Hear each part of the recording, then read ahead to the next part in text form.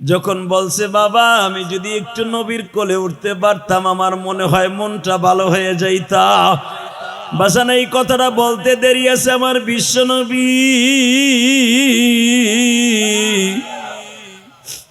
সেকেন্ডের ভিতরে উঠের থেকে নাইমা হাতটা বাড়ায় দিছে।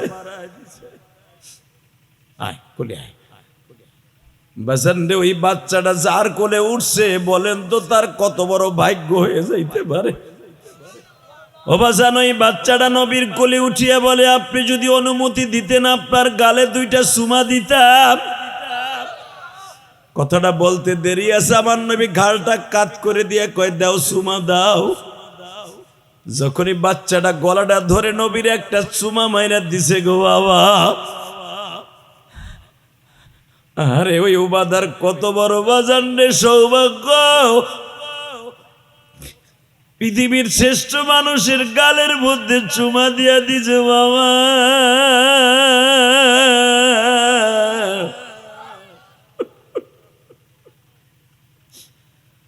ওবাদা ছোট্ট মানুষ বলে আমি যখন নবীর গালে চুমা দিলাম মনে হইতেছে পৃথিবীর শ্রেষ্ঠ গালের মধ্যে আমি চুমা দিলাম। বাসেন্ডা আমি দেখবো এখন নবীরে কে কে স্বপ্নে দেখতে চান, যেই চোখ দিয়ে নবীরে স্বপ্নে দেখতে চান ওই চোখ দিয়ে লেবুর রসের মতো দুই ফোঁটা পানি ছাইরা দিবেন বাবা।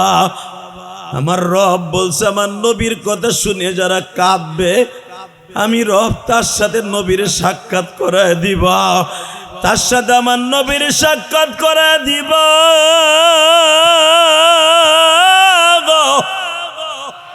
আল্লাহু আকবার জোরে বলো। আল্লাহ তুমি তাকায় দেখো ভাঙ্গার মানুষগুলা মাগরিবের নামাজের পড়ে আমার প্রথম মাহফিলে বসে যারা এখন কান্দে, আল্লাহ এদেরকে তুমি এখন মাফ করে দিবা। ছোট বাচ্চাও বাডারে কোলে নিয়ে আমার নবী বারবার জিজ্ঞেস করে তুমি কি বুঝলা। ওবাদা ছোট্ট ছোট দিয়ে মাঝখান দিয়ে আওয়াজ বের করে বলে নবী একটা কথা বলেন তো, চেহারার মধ্যে যদি এত সুন্দর হয় আপনার এই ঠোঁটটা এই কপালটার মধ্যে দাগ কিসের? নবী আমার দুইটা ঠোঁট নাচায় আর বলে ওবাদা রে আমার ঠোঁটটা ফাটা দেখতেছো, জোরে হাসলে আমার রক্ত বের হয়, খাবার খাইতে গেলে রক্ত বের হয়ে যায়। জানো কি জন্য আমার এই ঠোঁটটা ফাটা? তোমাকে মদিনায় আসার 1 মাস আগে আমি তায়েফের মাঠে গেছিলাম। তায়েফের তোমাদের মতো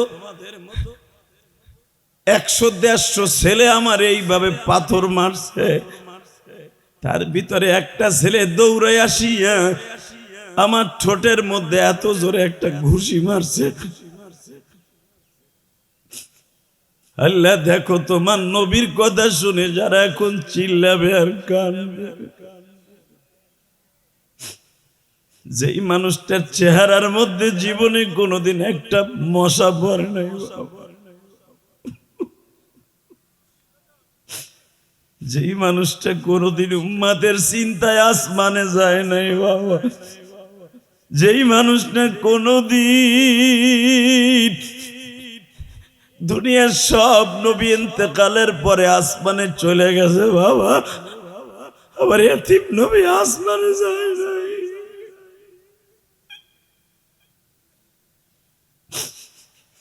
নবী যখন দুনিয়া ছেড়ে যাবে আজরাইলের ফরমান, আজরাইল বলেন নবীজি আপনি কোথায় থাকবেন, কোন আসমানে থাকবেন, আপনার বন্ধুর কোন জায়গায় থাকলে খুশি আমারে বলেন। আমার নবী বলে জিবরাইল রে আমি আসমানে যাইতে চাই না, আমার ভাঙ্গার উম্মাত গুলা আমার মায়ের কথা শুনে কাঁদবে, তাদের ওই চোখের পানিগুলা ফেরেশতারা মাগরিবের নামাজের পরে জিহাদি সাহেবের কথা শুনে কাঁদবে। 29শে জানুয়ারি তারা বয়া বয়া কাঁদবে মাগরিবের নামাজের পরে, জিহাদিও কাঁদবে, আলেম ওলামাও কাঁদবে। তাদের কান্নাগুলা 29শে জানুয়ারি বৃহস্পতিবার রাত্রে আমি নবীর রওজায় পৌঁছে দিবে, আমি তাদের চোখের পানিগুলা দেখবো আর বলবো মালিক আমার ওই আব্দুর রহিম আব্দুল করিম রে তোমার মাফ করে দিতে হবে। আল্লাহ দেখো যারা এখন বয়া বয়া কাঁদবে, আমি তাদের কাছে বিনয়ের সাথে বলে যাই, বাবা এই ময়দানের মধ্যে কার জানো জনম দুঃখিনী মা নাই, কার জানো বাবা নাই গো। আজকে আসরের পরে মায়ের কবরের কাছ দিয়ে যখন আসতেছিলাম, মনটা চম্বকের মতো কবরের দিকে টানে আর বলে, মার কবর থেকে আওয়াজ আসতেছে। আমার মনে মনে কয়, ইলিয়াস রে মাহফিলে যাইতাছুর বাবা, আমি মার সাথে একটু দেখা কইরা যা।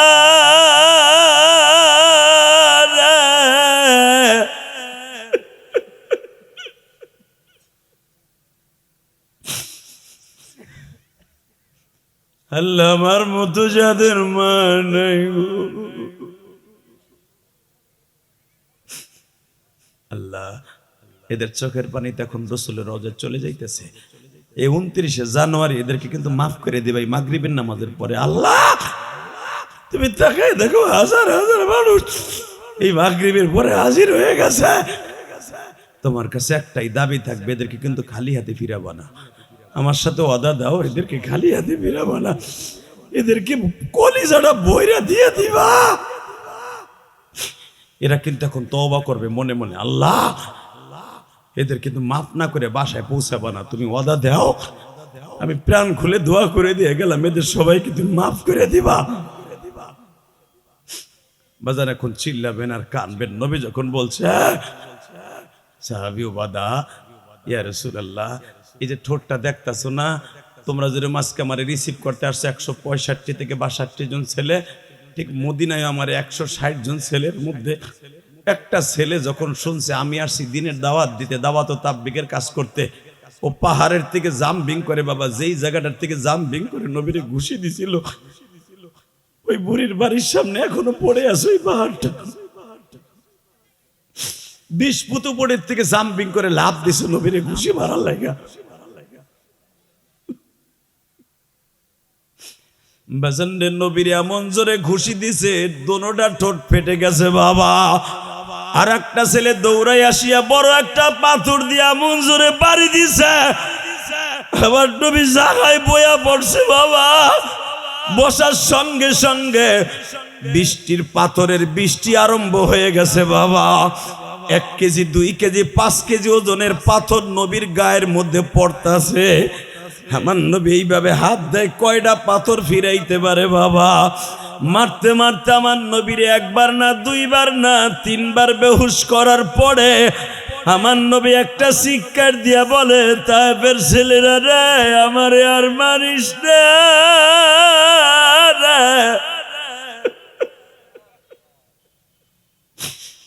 আমি তোকে দেশে কোনোদিন রাজনীতি করার জন্য আসি নাই, আমি তোদের দেশে কোনোদিন খাবারের জন্য আসি নাই। আমার বাপ দাদার খাবারের অভাব নাই। আমার বিবি খাদিজা সারা দুনিয়ার মধ্যে সবচেয়ে ধনীদের মধ্যে একজন। আমার ওই বিবিটা মারা গেছে।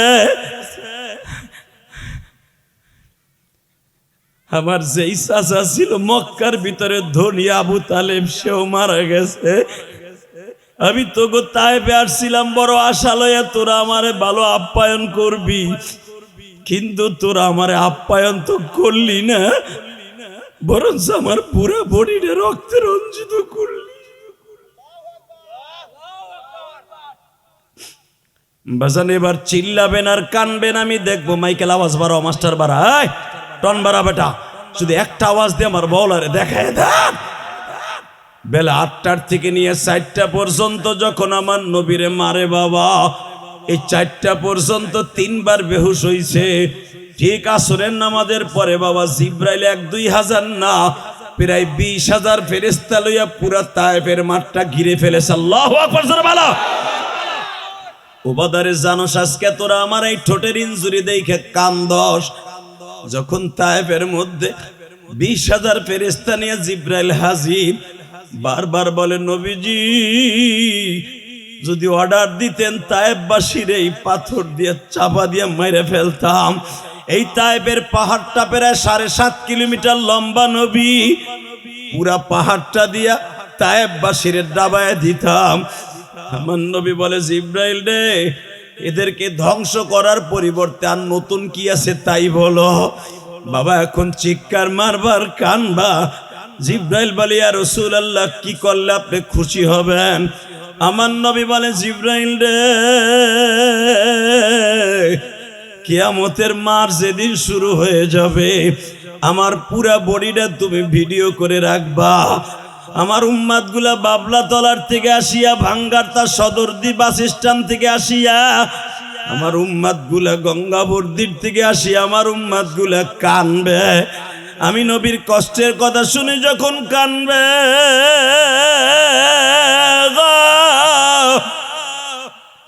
আমার উম্মাতের চোখের পানির খাতিরে ওদের জীবনের গুনাহ মাফ করে দে, আমার গাড়িতে জান্নাতে উঠাই দিবা। আলহামদুলিল্লাহ বলেন। সর্বময় ক্ষমতার মালিককে, আপনার আমার মালিককে, এখানে আসার সুযোগ কে দিছেন, যাইবার সুযোগ কে দিবেন? ওই আল্লাহর প্রশংসা বলেন তো দেখি আলহামদুলিল্লাহ। বাজান এই দুনিয়া থাকার জায়গা না, কথাটা কিন্তু বাস্তব। কথাটা সত্য না মিথ্যা? এই দুনিয়ায় চিরদিন থাকতে পারবেন না, এটার ভিতরে কোনো সন্দেহ আছে? এই দুনিয়ার থেকে আপনি সুখে থাকেন দুঃখে থাকেন, যে অবস্থায় থাকেন, আজরাইল আপনারে নিয়ে যাবে, এই কথাটার মধ্যে কোনো সন্দেহ নাই। আইনামা তাকুনু ইউদরিকুমুল মাউত ওয়ালাউ কুনতুম ফি বুরুজিম মুশাইয়্যিদা। যেখানে যে অবস্থায় থাকবেন, আজরাইল আপনারে লয়ে যাবে, কেউ ধরে রাখতে পারবে না। কথাটা ঠিক না? আজও তো শুনছেন যে কোনো মানুষ যাত্রা বাড়ি ঘুরতেছে, আজরাইল তারে খুঁজতেছে। সেই লোকটা এসে আপনাকে গঙ্গা দিয়ে এসে, আল্লাহ, এই লোকটা এনে এসে ভাড়া থাকতেছে, অথবা আপনার এলাকায় আজরাইল একজনকে খুঁজতেছে, সে যাত্রা বাড়ি যে বিয়ে শাদী করে ঘুরতেছে। এমন কোন সিস্টেম নেই। এমন একটা সিস্টেমে আল্লাহ দুনিয়া বানাইছে, সব একটা মানুষের হাতের মুঠোর মধ্যে যেরকম ভাবে সারা দুনিয়াটা একটা প্লেটের মধ্যে যেমনে করে, একটা মানুষ তার খাবার এক জায়গায় ভর্তা, এক জায়গায় ভাজি, এক জায়গায় পুঁই শাক, এক জায়গায় লাল শাক, একটা প্লেটের মধ্যে যেমনে সবকিছু সাজিয়ে বসে খাইতে, সারা দুনিয়াটা আজরাইলের সামনে আল্লাহ এমনি করে দিয়ে দিয়েছে। আরো জোরে কোন, আরো জোরে। আপনার প্লেটটা আপনার খেতে অনেক দূরে যাওয়ার লাগে, কাছে বসে আপনি খাইতে পারেন, তাই না? আমার মালিক বলেন, দুনিয়ার মানুষে একটা মানুষের খাবার যেরকম প্লেটের মধ্যে চারিদিকে মানুষ তরকারি সাজাইয়া তারপরে খেতে বসে, আমি মালিক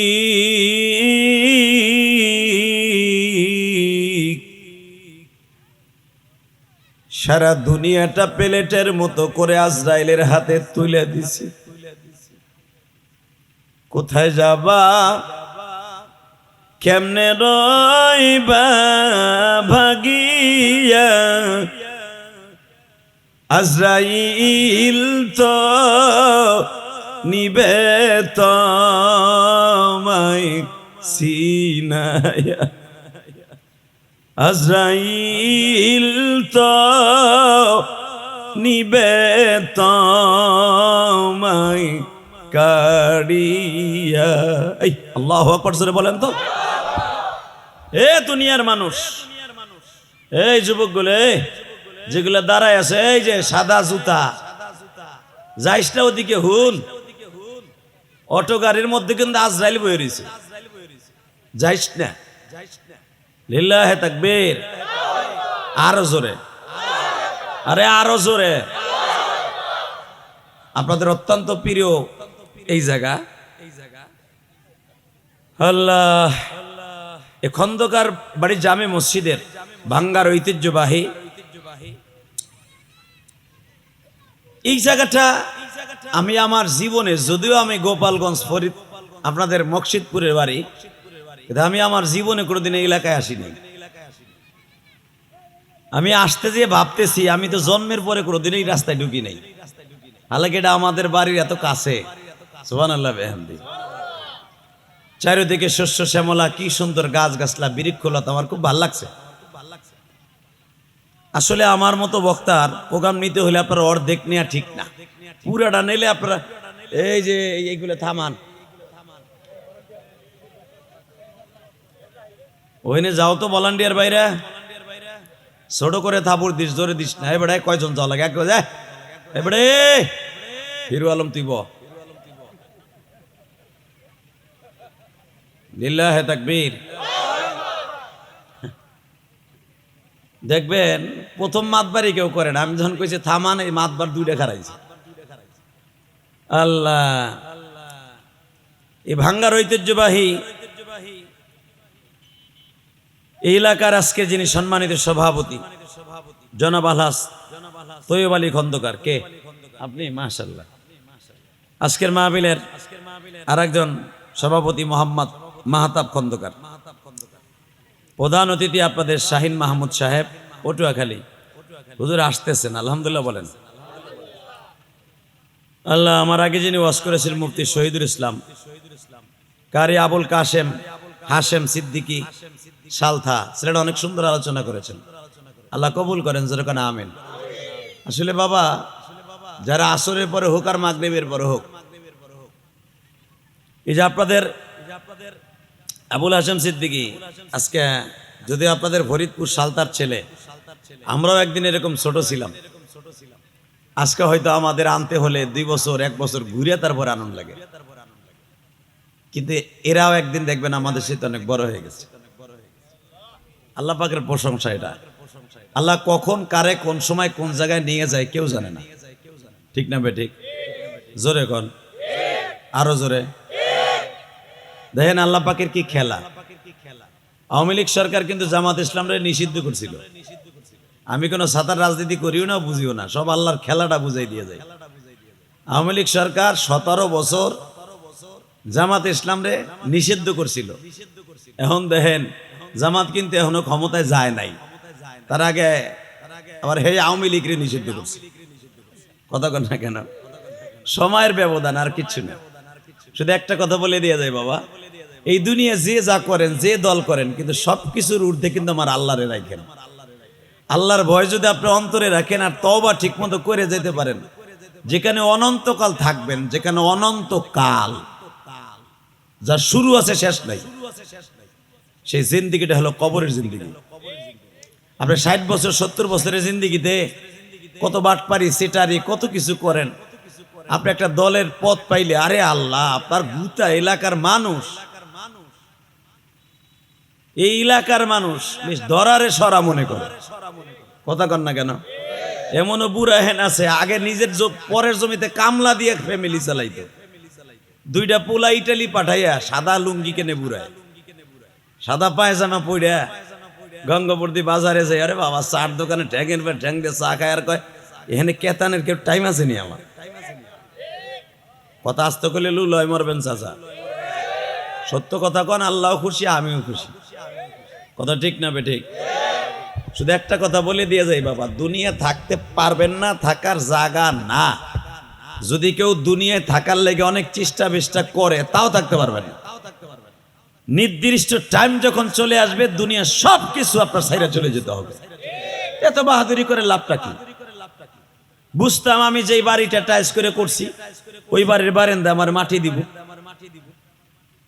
হালাকে ওই বাড়ির বারান্দাও দিবে না, এমন এক ভিটাই নিয়ে ফেলাইতে হবে যেই ভিটাটা আর একজনে দান করছে। কথা কন না গায়ে? এমন একটা জমিতে আমার ফেলাইতে আসবে যেই জমিটা আমার বাপের না, আর একজনের বাপের।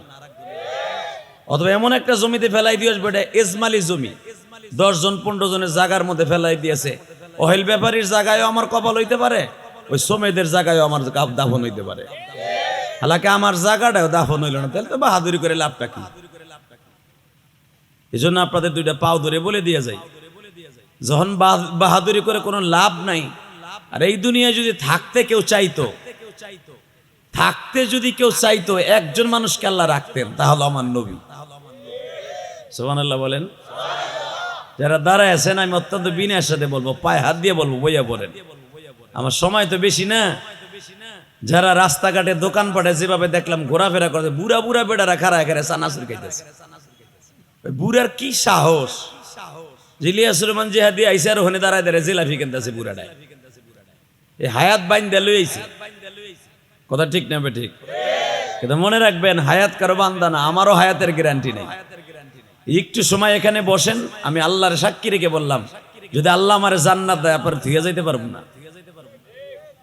এই জন্য আলেমুল আমার মজমায় বসবেন, যেরকম আলহামদুলিল্লাহ। তাহলে বাবা, দুনিয়া যখন থাকতে পারবো না, বেশি বেশি করে তওবা করে মরবো ইনশা ইনশা। বেশি বেশি তওবা করার নিয়ত আছে না? আল্লাহ কোরআনে কি বলে শোনেন, ইয়া আইয়ুহাল্লাযীনা আমানু তুবু ইলাল্লাহি তাওবাতান নাসুহা।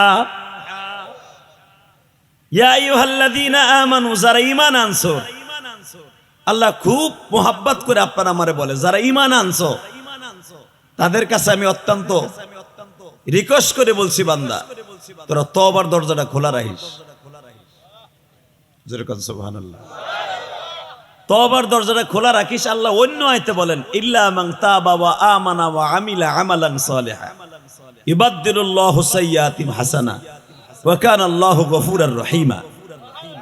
বান্দা, জীবনে যত পাপ করবি, যত অন্যায় করবি, আমি মাওলারে স্মরণ করিস, তওবা করবি, নেকের আমল করবি, নেক আমল করবি, নিয়ত করছো, কিন্তু করতে পারস নাই, মারা গেছস। তোর জীবনে যদি একটা দিন নেকের গাছ লাগাইয়া, আজকে মাহফিলে বসছেন আপনারা, এই মাহফিলে বয়ে যদি একটা দিনও চোখের পানি দিয়ে আমার খুশি করে যাইয়া, পরের দিন, আজকে 29শে জানুয়ারি, কালকে হলো 30শে জানুয়ারি, মাগরিবের নামাজের পরে ইলিয়াস রহমান জিহাদির সাথে বইয়া এক ফোঁটা পানি ফেলছিলি তো আবার নিয়ত করে। কিন্তু 30 তারিখ 30শে জানুয়ারি ভালো কাম করতে পারস নাই, তার আগেই তোর হায়াতে জিন্দেগি শেষ।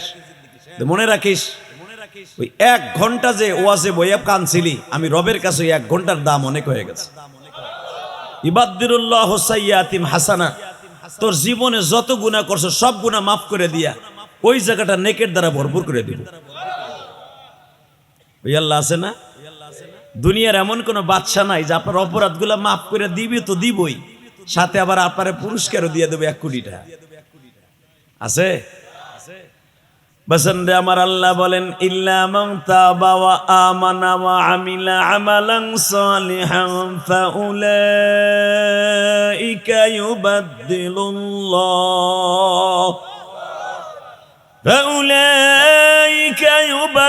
ইউবাদদিলুল্লাহু সাইয়্যাতিহিম হাসানাত ওয়া কানা আল্লাহু গফুরার রহিমা।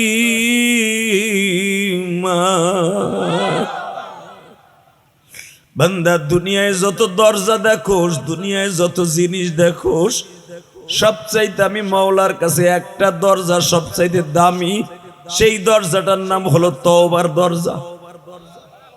লিল্লাহি তাকবীর। বাবা, এই আয়াতের তাফসিরে দেখবেন, বিশ্বনবী যেদিন হিজরত করে মদিনায় যায়, মক্কার থেকে যেদিন মদিনায় যায়, 165 জন ছেলে আমার নবীরে রিসিভ করার জন্য আসছিল। কত জোরে কন? ঘুমাইছিনি মাগরিবের টাইমে, তো অনেকে চোখ দিয়ে আশের ডিমের মতো ছোড়ো ছোড়ো দেই। এই মুসলমানের বলা, ওয়াজের মাঠে বইয়া যেটা একমাত্র দুর্বল মুসলমান ছাড়া কেউ জিমায়নি।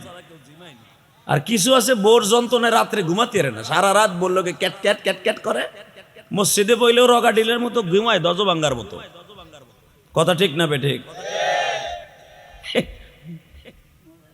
আমি জানি খুব ভালো মানুষ আপনারা, যেরকম মারহাবা। মোবাইলে ধরে নাই, শয়তানে ধরছে। মোবাইল তো আমরাও চালাই না? এই যে মোবাইল অনেক যুবকরা চালায়, সবাই রেখে শয়তানে ধরেনি। এখানে যারা ওয়াজে বসছেন একজনও শয়তানে ধরে নাই, ধরলে আপনারে মুরগির ভার হবে, মুরগির বের হবে ধরছে।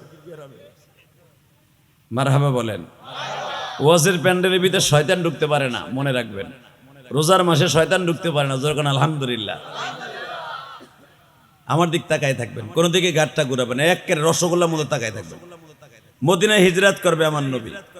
ইন দি মিন টাইমে 165 জন ছেলে আরো 3 মাস আগের থেকে একটা পাহাড়ের উপর দাঁড়ায় দাঁড়ায় অপেক্ষা করে। মদিনার ছেলেগুলো শুনতে পারছে মদিনায় এমন একটা লোক আসতেছে যারা দেখলে ক্ষুধা লাগে না। আরে আমার নবীর প্রশংসা শুনে সুবহানাল্লাহ জোরে বলবেন, হার্টের রোগ ভালো হয়ে যাবে। নবীর প্রশংসা শুনে আপনি সুবহানাল্লাহ আলহামদুলিল্লাহ জোরে বলবেন, আল্লাহর কসম আপনি কোনোদিন বেঈমান হয়ে মরবেন না। সারা জীবন আপনি ঈমান নিয়ে বাঁচতে পারবেন। ওই দিন যে শয়তান একটা কুরুত দিয়েছে, ও বইছে মাঝখানে আর মোবাইল এসে কইতে জানি। আল্লাহ হেফাজত করুক, জোর কানা আমিন, আরো জোর কানা আমিন। কষ্ট হইতেছে না? ও তারপরে আমি ওয়াজ করি একটু, কিন্তু কারেন্টটা না আসলে আমি জুত করতে পারতাছি না, আর মাইকেও আওয়াজ দিতে পারতাছে না, আমারও ভালো লাগতেছে না। এই গেডর গেডর গেডর আমার কানে কাছে আওয়াজ হইলে আমি ওয়াজ করতে পারি না। আল্লাহ আমাদের মাফ করে দেন, জোরে কোন আমিন, আরো জোরে, আরো জোরে। ঠিকঠাক আছেন তো? এখন আমার দিক তাকান। 165 জন ছেলে শুনতে পারছে মদিনায় এমন একটা লোক আসতেছে যারা দেখলে চোখের জুতি পারে। আল্লাহ সুবহানাল্লাহ আসতে কইছে কই বাড়ি করতে চিনো বেটা, যাওয়ার আগে অটো থেকে ফেলাইয়া মাজার আড্ডি ভেঙে থুবা। তোমার নবীর প্রশংসা করতে এবারে আসতে কয় কে? রেডি রেডি হে যুবক জোরে কবি, যারা বিয়ে করস নাই জিনিসটা একের পাবি, একের সলিড ইনটেক। নবীর প্রশংসা শুনে তুই জোরে জোরে সুবহানাল্লাহ কবি, কসম আমি বলি নাই, বিশ্ব নবী বলছে জীবনটা সুন্দর হবে। লিল্লাহে তাকবীর। যুবক কি লোভ দিলে জোরে কয় আমার জানা আছে তো, ওই জিনিসটা একের পাইলি দেখবেন কি জোর। লিল্লাহে তাকবীর, লিল্লাহে তাকবীর। এই যে দুলাভাইয়ের পোলা হেনে সাইড দেখা রাই রইছে গে, এ ওই হিরু আলম 3টারে ধরে লই তো। আল্লাহ হেফাজত করুক, জোরে কানা আমিন, আরো জোরে কানা আমিন। পুরা প্যান্ডেলটা বইরা দে, তোর জিন্দিগিটা সুন্দর হইব। তুই ইটালি কর, জার্মান কর, জাপান কর, যেই দেশে কাগজ জমা দিবি ওই দেশে যাবি। আমি জিহাদি বলে গেলাম। আর হুজুর গুলাকে বেয়াদবি করবি, কোন দেশে তোর কপাল উঠবো না। ওইব কি জানোস? ওই যে ব্যানের অটো, ব্যানের অটো কথা কন না কে, ব্যানের অটো মাঝে মাঝে কলইলি হাঁটা দিবি, শীত ওই ব্রিজের তা বইরা। আল্লাহু আকবার, জোরে কন। এবার জানি আপনাদের ইমান আমাল সব ঠিক হয়েছে, তবার নিয়ত আছে তো ইনশাল্লাহ। 162 জন ছেলে সবাই চিন্তা করতেছে আমাদের দেশে এমন একজন নেতা আসতেছে যারা দেখলে ক্ষুধা লাগে না, যারা দেখলে চোখের জুতি বাড়ে, যারা দেখলে মাসকে মাস তাকাই থাকা যায়, কোনো ক্ষুধার চিন্তাও আহে না। এমন একটা লোক আইতেছে যার বংশ ভালো, তার বিবি ভালো, তার সব ভালো। যুবকরা বলা বলি করতেছে, এমন মানুষ তো দুনিয়ায় দেখেনি যারা দেখলে চোখের জুতি বাড়ে, তারা দেখলে ক্ষুধা লাগে না। দুনিয়া এমন কোন মানুষ আসেনি যারা দেখলে ক্ষুধা লাগে না। যেই যুবকগুলা বাকি ছিল বাইতে বয়ে রয়েছে, ওরা এমনি দেহার লেগে গেছে যে হ্যাঁ দেখলে যদি ক্ষুধা না লাগে একটু দেখতে আই। বাজানে 3 মাস আগের থেকে জাবাল আবি হুবাইবের পর অপেক্ষা করে, হঠাৎ করে বাজান আসে না, আসে না, আসে না, আসে না। রবিউল আউয়াল মাসের 13 তারিখ একটা উটের মধ্যে 3 জন লোক বসতে দেখা যায়। সামনে যেই লোকটা বসা মনে হইতেছে পূর্ণিমার চাঁদ বুঝি উটের পিঠে বসে। গিলাসের উপরে বাবা সূর্যের তাপ লাগলে যেরকম জমকাইতে থাকে, ঝলক মলক মারে, নবীর চেহারার মধ্যে এরকম ঝলক মারতাছে। এ আমার কলিজার টুকরা ভাঙ্গার এলাকার ভাইরা ভালো করে বুঝবেন, আমার মাওলারে 2 ফোঁটা পানি দেখুন খুশি করে দেখাবেন। তারা নবীরে চোখ দিয়ে দেখে খুশি হইছে, রামদান নবীরে না দেখে প্রশংসা শুইনা চোখের পানি ফেলায় কাঁদবো। সাহাবীদের গাড়িতে জান্নাতে যাব। বাজান তওবা কবুল করার জন্য 1 নাম্বার শর্ত হলো বাবা, চোখের পানি ছাড়া কোনো মানুষের তওবা কবুল হয় না। হঠাৎ করে যখন একটা যুবক দেখিয়া দৌড় মারছে, মদিনার ছেলেরা তোর আজকে কেউ যাস না, এখান থেকে বেড়ায় 5 কিলোমিটার দূরে একটা উটের উপরে 3 জন মানুষ দেখা যায়। মনে হইতেছে ওই মানুষটাই, যেই মানুষটারে দেখে গেলাসের মতো সূর্যের তাপ পড়লে যেমন চমকায়, লোকটার চেহারার মধ্যে গেলাসের মতো চমকাইতেছে। 162 থেকে 65 জন ছেলে আবার দৌড়াইয়া পাহাড়ের উপরে উঠছে। পাহাড়ের উপরে উইঠা দেখে তারা ইতমিনান করছি। বাবার মুখে শুনছিলাম, হজে যাইয়ার পরে শুনছি, লোকটারে দেখলে ক্ষুধা লাগে না, লোকটারে দেখলে চোখের জ্যোতি বাড়ে। মনে হয় ওই লোকটাই হইব, চল আমরা দৌড়ে যাই। বাজান দৌড়াইতে দৌড়াইতে 3 কিলোমিটার দৌড়াইয়া ছেলেরা নবীরে রিসিভ করতে গেছে। নবী তখন উটের পরে বসা, পিছনে একটা উট, সামনে একটা উট। যারা মদিনায় গেছেন হজ করার সময়, বাবা উমরা করার সময় দেখবেন বাবে মদিনা নামে একটা গেট আছে। এই গেটটা মদিনা শহর থেকে বাবা প্রায় 13 কিলোমিটার দূর। মসজিদে কোবার অন্তত 3 কিলোমিটার আগে। এটা হলো বাবা মদিনার প্রথম গেট। এই গেটের এখানেই দাঁড়াইয়া যুবক ছেলেগুলা নবীর দিকে এইভাবে তাকায় আছে। বাবা কেউ আইছে নবীরে দেখতে, কেউ আইছে নবীর কাছে কালেমা পড়তে, কেউ আসছে নবীরে পরীক্ষা করার জন্য। কারণ বাবাই কইছে তারে দেখলে ক্ষুধা লাগে না, যারে দেখলে ইমান বাড়িয়া যায়, যারে দেখলে চোখের জ্যোতি বাইরে যায়, যারে দেখলে জীবনের কোনো জিনিসের চিন্তা থাকে না।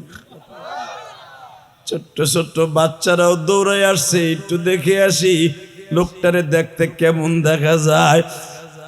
বাবা নবীর দেখে যখন কাছে গেছে, তাদের জবান দিয়ে বের হয়ে গেছে, তলা আল বাদরু আলাইনা মিন সানিয়াতিল বিদাই ওয়াজাবাশ শুকরু আদাই ওয়াজাবাশ শুকরু আলাইনা।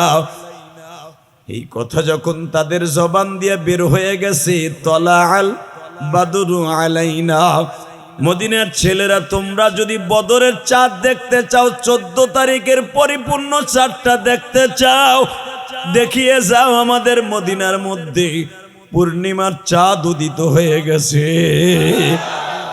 এই দুনিয়ার চাঁদ সকালে উদিত হইলে বাবা, শেষ রাত্রে উদিত হইলে, সূর্য যখন উঠিয়া যায়, সূর্য ওঠার পরে আর চাঁদের কোনো বেল নাই বাবা। কিন্তু আমার নবী এমন একটা চাঁদ, পৃথিবীতে কোনোদিন নবীর আলো কোনোদিন কমে নাই। অন্ধকারও যেমনি আলো, সূর্যের আলো তো তেমনি আলো, বরঞ্চ সূর্যের আলোতে নবীর আলো আরো বেশি বাড়তো বাবা। নবীর চেহারার মধ্যে যখন সূর্যের তাপ পড়তো, মনে হইতো মণিমুক্তার উপরে, পাথরের উপরে ঝকমক করতেছে। পৃথিবীতে আমার নবীর মতো এত সুন্দর চেহারাবান কোনো মানুষ বানায় নাই বাবা। এখন চোখের পানি ছেড়ে দিয়ে আমার মাওলারে বুঝায় কবেন আল্লাহ, আবু জাহেল নবীরে মক্কার থেকে মাইরা খেদাইলো, আমরা নবীর জন্য কান্দি, জীবনে একটা বার নবীরে দেখতে পারলাম না গো।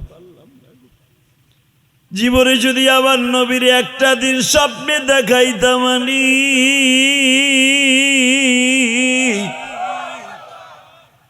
আমার চাইতে দামি আর কেউ হইতো না।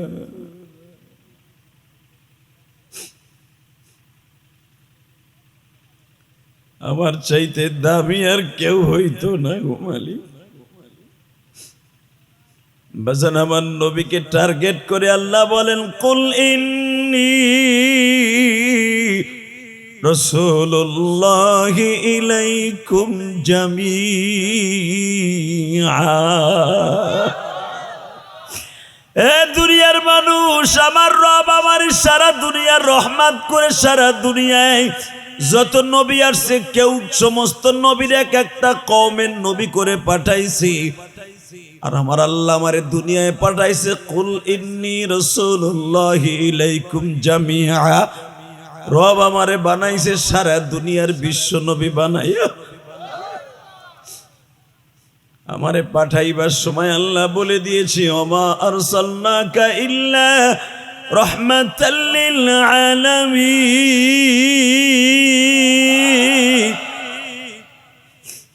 সারা দুনিয়ার রহমত করে আমার নবীরে পাঠাইছি তোমাদের কাছে। এই মানুষটারে মদিনার 165 থেকে 62 জন ছেলে দেখা বাবা, যদি নবীর জীবনী একবার স্বপ্নে দেখতে চান, এখন 2 ফোঁটা চোখের পানি ছাইরা দিবেন। আমি দেখবো কার মা নাই, কার বাবা নাই গো বাবা। একদিন আপনার সন্তানও বলবে আমার মা নাই, বাবা নাই।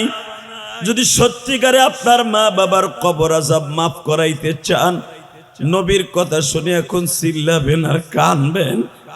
এই মাগরিবের নামাজের পরে প্রথম মাহফিলে বসে আমার মওলারে দেখায় দিবা।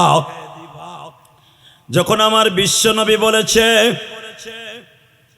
এই মদিনার ছেলেরা, তোমরা যে আমারে দেখতে আইছো, আমারে যারা দেখতে আসছো, তাদের কাছে আমার দাবি, কে কে আমারে দেখতে আইছো আর কে কে আমারে পরীক্ষা করতে আইছো, কে কে আসছো আমার এখানে বইয়া তোমার বাপ দাদার মুখে শুনছো মোহাম্মদ এই কোয়ালিটির, এই কোয়ালিটির, সেই কোয়ালিটির, কে কে আমারে পরীক্ষা করতে আসছো।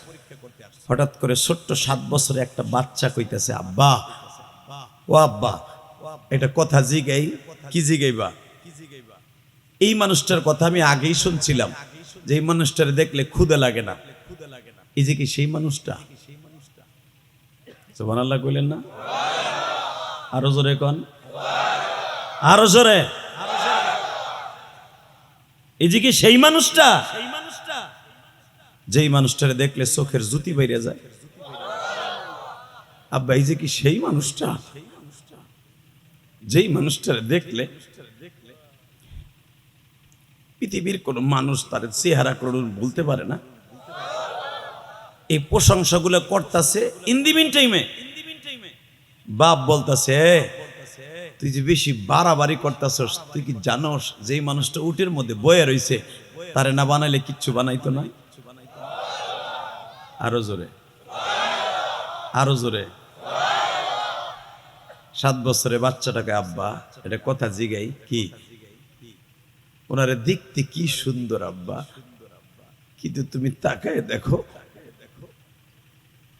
এই লোকটার ঠোঁটের মধ্যে কে যেন একটা ঘুষি দিছে, অথবা এই লোকটার এই কপালের মধ্যে কে যেন একটা পাথর দিয়ে বাড়ি দিছে। ঠোঁটটা ফাটা দেখা যায়, কপালটা ফাটা দেখা যায়। দেখো কি সুন্দর চেহারা, কিন্তু তার ভিতরে কত সুন্দর 2টা জায়গায় কালো। আমি দেখবো আমার নবীর ইশক কার অন্তরে আছে। নবীর জন্য যার চোখে পানি আসবে, আল্লাহর কসম, ওই চোখ দিয়ে একবার হলো নবীরে দেখতে পারবেন। বাবা ইন দি মিন টাইমে আমার নবী কিন্তু শুনতেছে ছোট বাচ্চাটা কি বলতেছে। বুখারীর মধ্যে আছে কিতাবুল হিজরা। এই ছেলেটার নাম ছিল উবাদা। কি নাম? জোরে কন, আরো জোরে। নাম কি? উবাদা। উবাদা ছেলেটা বারবার দেখতাছে আর আব্বার কাছে বারবার কইতেছে, আব্বা ও আব্বা, এই লোকটার এত সুন্দর চেহারা, কিন্তু ঠোঁটটা ফাটা, কপালটা ফাটা, কারণটা কি? হঠাৎ করে এই কথাটা নবীর কানে যখন গেছে, উবাদার বাবা, অর্থাৎ যে কেউ যদি একটা সারি দিয়ে জাতা দিত, ওই জায়গাটা 1 সপ্তাহ লাল থাকতো। আমার নানার এই ঠোঁট 2টা ছিল গোলাপের পাপড়ির মতো। আমার নানার জিহ্বাটা ছিল একবারে লাল।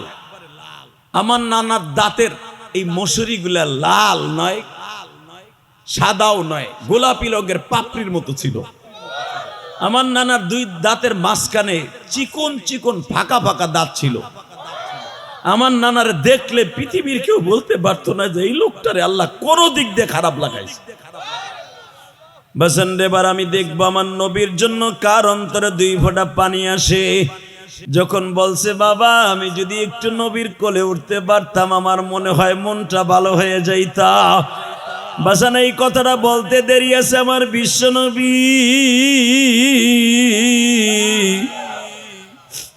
সেকেন্ডের ভিতরে উটের থেকে নাইমা হাতটা বাড়ায় দিছে। আয় কোলে আয় বাজান রে। ওই বাচ্চাটা যার কোলে উঠছে বলেন তো তার কত বড় ভাগ্য হয়ে যাইতে পারে। ও বাজান, ওই বাচ্চাটা নবীর কোলে উঠিয়ে বলে, আপনি যদি অনুমতি দিতেন আপনার গালে 2টা চুমা দিতাম। কথাটা বলতে দেরি আছে, আমার নবী ঘাড়টা কাত করে দিয়ে কয়, দাও চুমা দাও। যখনই বাচ্চাটা গলাটা ধরে নবীর একটা চুমা মাইরা দিছে গো বাবা। আরে ওই উবাদার কত বড় বাজান রে সৌভাগ্য, পৃথিবীর শ্রেষ্ঠ মানুষের গালের মধ্যে চুমা দিয়া দিছে বাবা।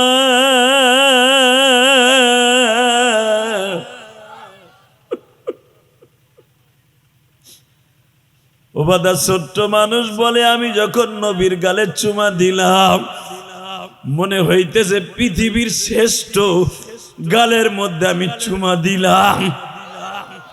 বাসেন্ডা আমি দেখবো এখন নবীরে কে কে স্বপ্নে দেখতে চান। যেই চোখ দিয়ে নবীরে স্বপ্নে দেখতে চান ওই চোখ দিয়ে লেবুর রসের মতো 2 ফোঁটা পানি ছাইরা দিবেন বাবা। আমার রব বলছে, আমার নবীর কথা শুনে যারা কাঁদবে আমি রব তার সাথে নবীরে সাক্ষাৎ করায় দিবা, তার সাথে আমার নবীরে সাক্ষাৎ করায় দিবা।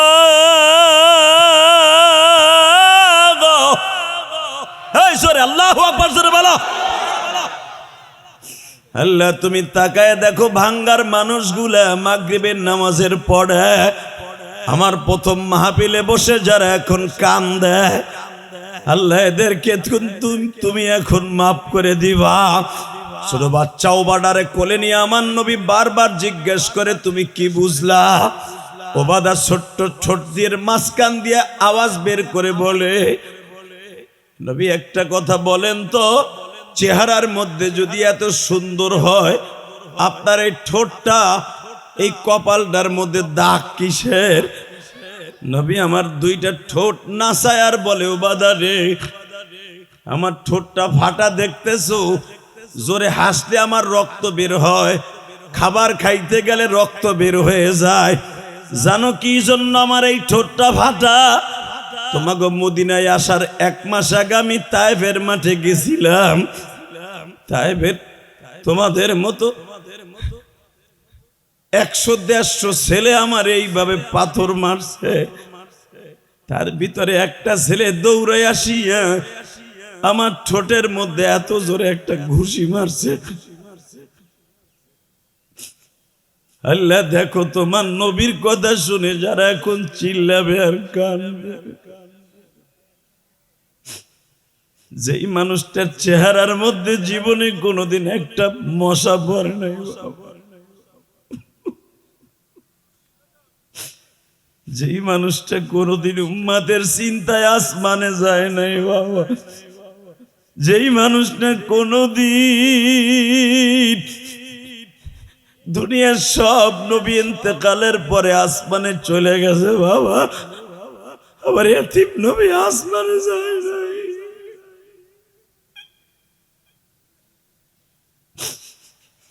নবী যখন দুনিয়া ছেড়ে যাবে আজরাইলের ফরমান, আজরাইল বলেন, নবীজি আপনি কোথায় থাকবেন, কোন আসমানে থাকবেন, আপনার বন্ধুর কোন জায়গায় থাকলে খুশি আমারে বলেন। আমার নবী বলে, জিবরাইল রে আমি আসমানে যাইতে চাই না, আমার ভাঙ্গার উম্মাত গুলা আমার মায়ের কথা শুনে কাঁদবে, তাদের ওই চোখের পানিগুলা ফেরেশতারা মাগরিবের নামাজের পরে জিহাদ হিসাবের কথা শুনে কাঁদবে। 29শে জানুয়ারি তারা বয়া বয়া কাঁদবে মাগরিবের নামাজের পরে, জিহাদিও কাঁদবে, আলেম ওলামাও কাঁদবে। তাদের কান্নাগুলা 29শে জানুয়ারি বৃহস্পতিবার রাত্রে আমি নবীর রওজায় পৌঁছে দিবে। আমি তাদের চোখের পানিগুলা দেখবো আর বলবো, মালিক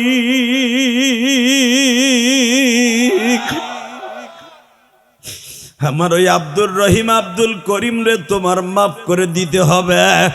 আল্লাহ দেখো যারা এখন বয়া বয়া কাঁদবে আমি তাদের কাছে বিনয়ের সাথে বলে যাই, বাবা এই ময়দানের মধ্যে কার জানো জনম দুঃখিনী মা নাই, কার জানো বাবা নাই গো, আজকে আসরের পরে মায়ের কবরের কাছ দিয়ে যখন আসতেছিলাম, মনটা চম্বকের মতো কবরের দিকে টানে আর বলে, মার কবর থেকে আওয়াজ আসতেছে। আমার মনে মনে কয়, ইলিয়াস রে মাহফিলে যাইতাছর বাবা, আমি মার সাথে একটু দেখা কইরা যা।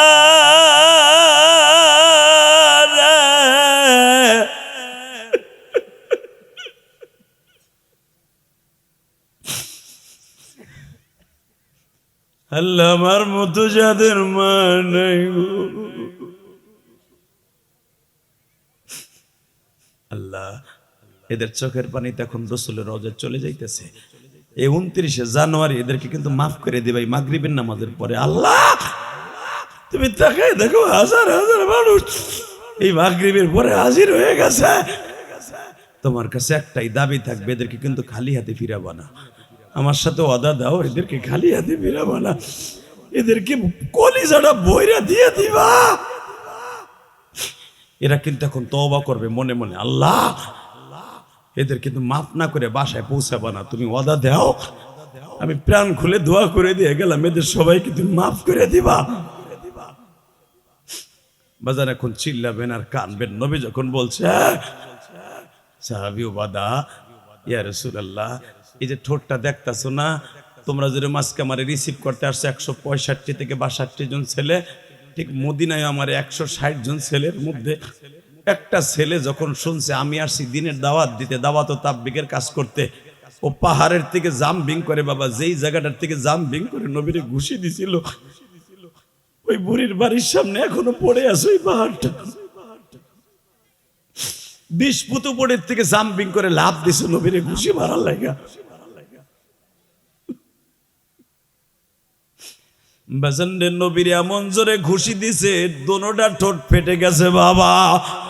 আর একটা ছেলে দৌড়াই আসিয়া বড় একটা পাথর দিয়া এমন জোরে বাড়ি দিছে, আবার নবী জায়গায় বয়া পড়ছে বাবা। বসার সঙ্গে সঙ্গে বৃষ্টির পাথরের বৃষ্টি আরম্ভ হয়ে গেছে বাবা। 1 কেজি 2 কেজি 5 কেজি ওজনের পাথর নবীর গায়ের মধ্যে পড়তাছে। আমার নবী এইভাবে হাত দেয়, কয়টা পাথর ফিরাইতে পারে বাবা।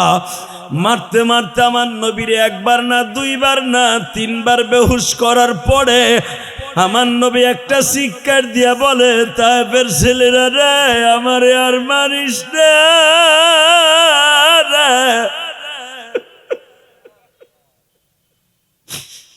আমি তোকে দেশে কোনোদিন রাজনীতি করার জন্য আসি নাই, আমি তোদের দেশে কোনোদিন খাবারের জন্য আসি নাই। আমার বাপ দাদার খাবারের অভাব নাই। আমার বিবি খাদিজা সারা দুনিয়ার মধ্যে সবচেয়ে ধনীদের মধ্যে একজন। আমার ওই বিবিটা মারা গেছে। আমার যেই চাচা ছিল মক্কার ভিতরে ধনী আবু তালেব, সেও মারা গেছে। আমি তোকে তায়েফে আসছিলাম বড় আশা লইয়া, তোরা আমারে ভালো আপ্যায়ন করবি, কিন্তু তোরা আমারে আপ্যায়ন তো করলি না, বরঞ্চ আমার পুরো বডিটা রক্তে রঞ্জিত করলি। বাজান এবার চিল্লাবেন আর কানবেন, আমি দেখবো। মাইকেল আওয়াজ বাড়াও, মাস্টার বাড়ায়, টন বাড়া বেটা, শুধু একটা আওয়াজ দিয়ে আমার বলারে দেখায় দেন। বেলা 8টার থেকে নিয়ে 4টা পর্যন্ত যখন আমার নবীরে মারে বাবা, এই 4টা পর্যন্ত 3 বার বেহুশ হইছে। ঠিক আসরের নামাজের পরে বাবা জিব্রাইল 1-2 হাজার না, প্রায় 20,000 ফেরেশতা লইয়া পুরা তায়েফের মাঠটা ঘিরে ফেলেছে। আল্লাহু আকবার, জোরে বলো। ওবাদারে জানোস আজকে তোরা আমার এই ঠোঁটের ইনজুরি দেখে কান্দস। যখন তায়েফের মধ্যে 20,000 ফেরেশতা নিয়ে জিব্রাইল হাজির, বারবার বলে, নবীজি যদি অর্ডার দিতেন তায়েফবাসীর এই পাথর দিয়ে চাপা দিয়ে মেরে ফেলতাম। এই তায়েফের পাহাড়টা প্রায় 7.5 কিলোমিটার লম্বা নবী, পুরা পাহাড়টা দিয়া তায়েফবাসীর ডাবায় দিতাম। আমার নবী বলে, জিব্রাইল রে, এদেরকে ধ্বংস করার পরিবর্তে আর নতুন কি আছে তাই বলো। বাবা এখন চিৎকার মারবার কানবা। জিব্রাইল বলে, ইয়া রাসূলুল্লাহ, কি করলে আপনি খুশি হবেন? আমার নবী বলে, জিব্রাইল রে, কিয়ামতের মার যেদিন শুরু হয়ে যাবে, আমার পুরা বডিটা তুমি ভিডিও করে রাখবা। আমার উম্মাদ গুলা বাবলা তলার থেকে আসিয়া, ভাঙ্গারতা সদরদি বাস স্ট্যান্ড থেকে আসিয়া, আমার উম্মাদ গুলা গঙ্গাবর্দির থেকে আসিয়া আমার উম্মাদ গুলা কানবে। আমি নবীর কষ্টের কথা শুনে যখন কানবে,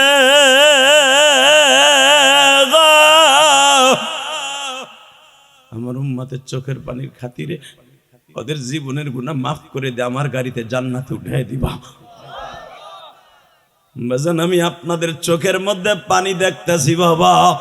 শুধু পানি দিয়ে আমার মওলারে খুশি করা যায়, শুধু দুনিয়ার মালিককে খুশি করা যায় বাবা। কিন্তু দুনিয়ার চোখে পানি দেখলে পুলিশের সামনে কাঁদবেন, পুলিশের মায়া হয় না। কিন্তু বাবা, দুনিয়ায় কয়েকজনের মানুষের চোখের পানিতে বাবা বুক ভাসে। এক নম্বরে মায়ের সামনে কাঁদবেন, দেখবেন মার অন্তরে দরদ লাগে। কথা ঠিক না বেঠিক? জোরে কোন, আরো জোরে। দুই নম্বরে বাবার কাছে কাঁদবেন, বাবার অন্তরে দরদ লাগে। পৃথিবীতে সবচেয়ে বেশি দরদ লাগে আমার মওলার সামনে কাঁদলে। ওয়াম্মা মান খাফা মাকাম রাব্বিহি ওয়া নাহান নাফসা আনিল হাওয়া ফাইনাল জান্নাতা হিয়াল মাওয়া। উম্মত রে, তুই যখন বেশি বেশি করে কাঁদবি, তুই জানোস তারে উম্মত, আমার আল্লাহ আমার সাথে ডিক্লেয়ার দিছে, ওয়াম্মা মান খাফা মাকাম রাব্বিহি ওয়া নাহান নাফসা আনিল হাওয়া ফাইনাল জান্নাতা হিয়াল মাওয়া। তুই আল্লাহর ভয়ে কাঁদবি, গুনার কাজ ছাইরা দিবি, জান্নাতুল মাওয়া দলিল পাবি। যেরকম মারহাবা। আল্লাহ রাখ 8টা জান্নাতের ভিতরে একটা জান্নাতের নাম হলো জান্নাতুল মাওয়া। শুধু আপনাদের খেদমত আরজ করবে, এখন 2 ফোঁটা পানি বরাদ্দ করেন। আমি জানি না এই ময়দানের মধ্যে কার মা নাই, কার বাবা নাই। আসরের নামাজের পরে জিবরাইল যখন আয়া জিজ্ঞেস করে, হে ওবাদা, ওবাদা ছোট্ট মানুষ পুটপুট করে বলে, আমার আব্বারে যদি এইভাবে কেউ মারতো, আমি তো ছোট্ট মানুষ, আর মাথা ফাটাই দিতাম। লিল্লাহি তাকবীর। আমার নবী বলে, ওবাদা রে, তোমার আব্বারে মারলে তুমি মাথা ফাটাই দিতা, আমারে মারার পরে তোমার আব্বার মতো না, সারা দুনিয়ার সবচেয়ে বড় শক্তিশালী আল্লাহর পরে, যার সবচেয়ে বেশি শক্তি, মালিক তারে পাঠাইছিল আমার উপকার করার জন্য। আমি নবী তাদেরকে মারতে অনুমতি দেই নাই। আজানটা শেষ হোক, শুধু বয়ে বয়ে চোখের পানি ভাবেন যে আমি মদিনায় যাবো, জীবনে একবার মদিনায় যাবো, এই নিয়ত নিয়ে আপনি ভাবেন আর চোখের পানি রেডি করেন। আমি কসম করে বললাম, আপনি মদিনায় যেতে পারবেন।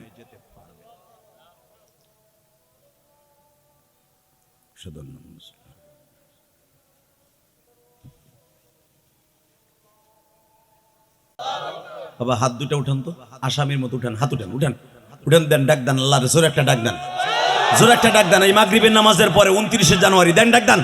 এটা আমার প্রথম মাহফিলে বসে 29শে জানুয়ারি দেন, জোরে একটা ডাক দেন। চোখের পানিতে আল্লাহর জোরে একটা ডাক দাও।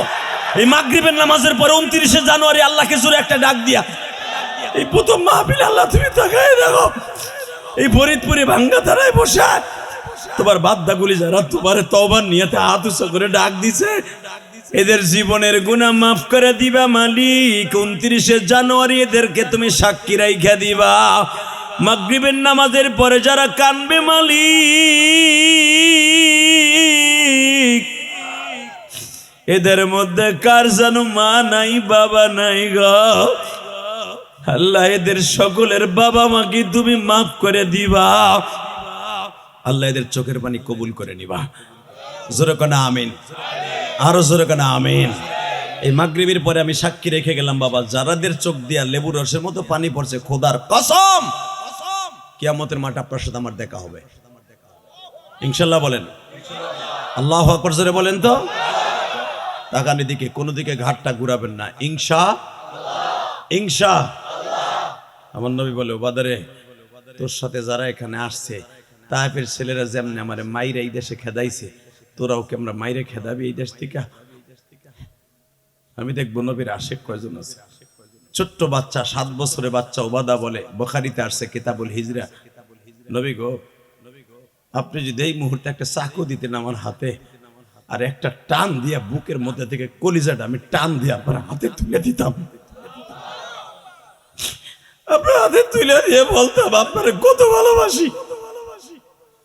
নবী ছোট্ট বাচ্চাটারে জিজ্ঞেস করে ওই বাবে মদিনা দাঁড়ায় দাঁড়ায়, আচ্ছা তোমরা আমারে দেখো নাই শোনো নাই, কেন এত ভালো কেমনে ভালোবাসো? ছোট বাচ্চা ওবাদা বলে, কেন ভালোবাসি জানেন? আমার দাদা হজ করতে গেছিল 3 বছর আগে। আমার দাদা বলছিল মক্কায় এমন একটা নবীর আবির্ভাব হয়েছে যারা দেখলে পূর্ণিমার চাঁদ ফেল, যারা দেখলে ক্ষুধা লাগে না, যারা দেখলে চোখে পলক মারতে মনে চায় না, যারা দেখলে ঘন্টার পর ঘন্টা তাকাই থাকতে মন চায়, চোখের মধ্যে পলক মারতে মন চায় না। ওই নবীর যদি বাংলার জমিনে কেউ গালি দেয় ওরে আস্থা রাখবো না, ওর জায়গায় পুঁতে ফেলবো। রাজি আসো না নাই? যুবক একটা আবার আওয়াজ দিস তাকবীরের ধ্বনি দিয়ে। বাংলাদেশ এখন দুইটা নালায়েক কামিনা বদবাক আমার নবীর কলিজে আগুন লাগাইছে। 1 নম্বরে হলো কাদিয়ানি, 2 নম্বরে হলো বাউল নামে ফাউল। তার ভিতরে বাউলদের সম্রাট বর্তমানে যেটা আবাল সরকার। কথা বল জোরে যুবক, কথা বল, কথা বল। আবাল সরকার নামে একটা বদমাইশ আছে বাংলাদেশে। বাউলদের সভাপতি এই শয়তানটা। এই শয়তান বলেছে আমি দাড়ি রাখি না, কেন জানো? আমি দাড়ি রাখি না একটা মাত্র কারণে, সেটা হলো এই এক একটা দাড়িতে বলে 70টা করে ফেরেশতা থাকে, এত ফেরেশতার ভার আমি সহ্য করতে পারবো না। এই আবাল সরকার, তুই দাড়ি রাখবি কি রাখবি না এটা তোর ব্যক্তিগত ব্যাপার। আমার নবীর দাড়িকে ইনকার করছো, যদি কোনোদিন এই এলাকায় গান গাওয়ার জন্য আসো, এলাকার পোলারা তোর পিটাই মেরে ফেলবো, তোর 2টা কলিজা বের করে পারবে। ঠিক না ঠিক?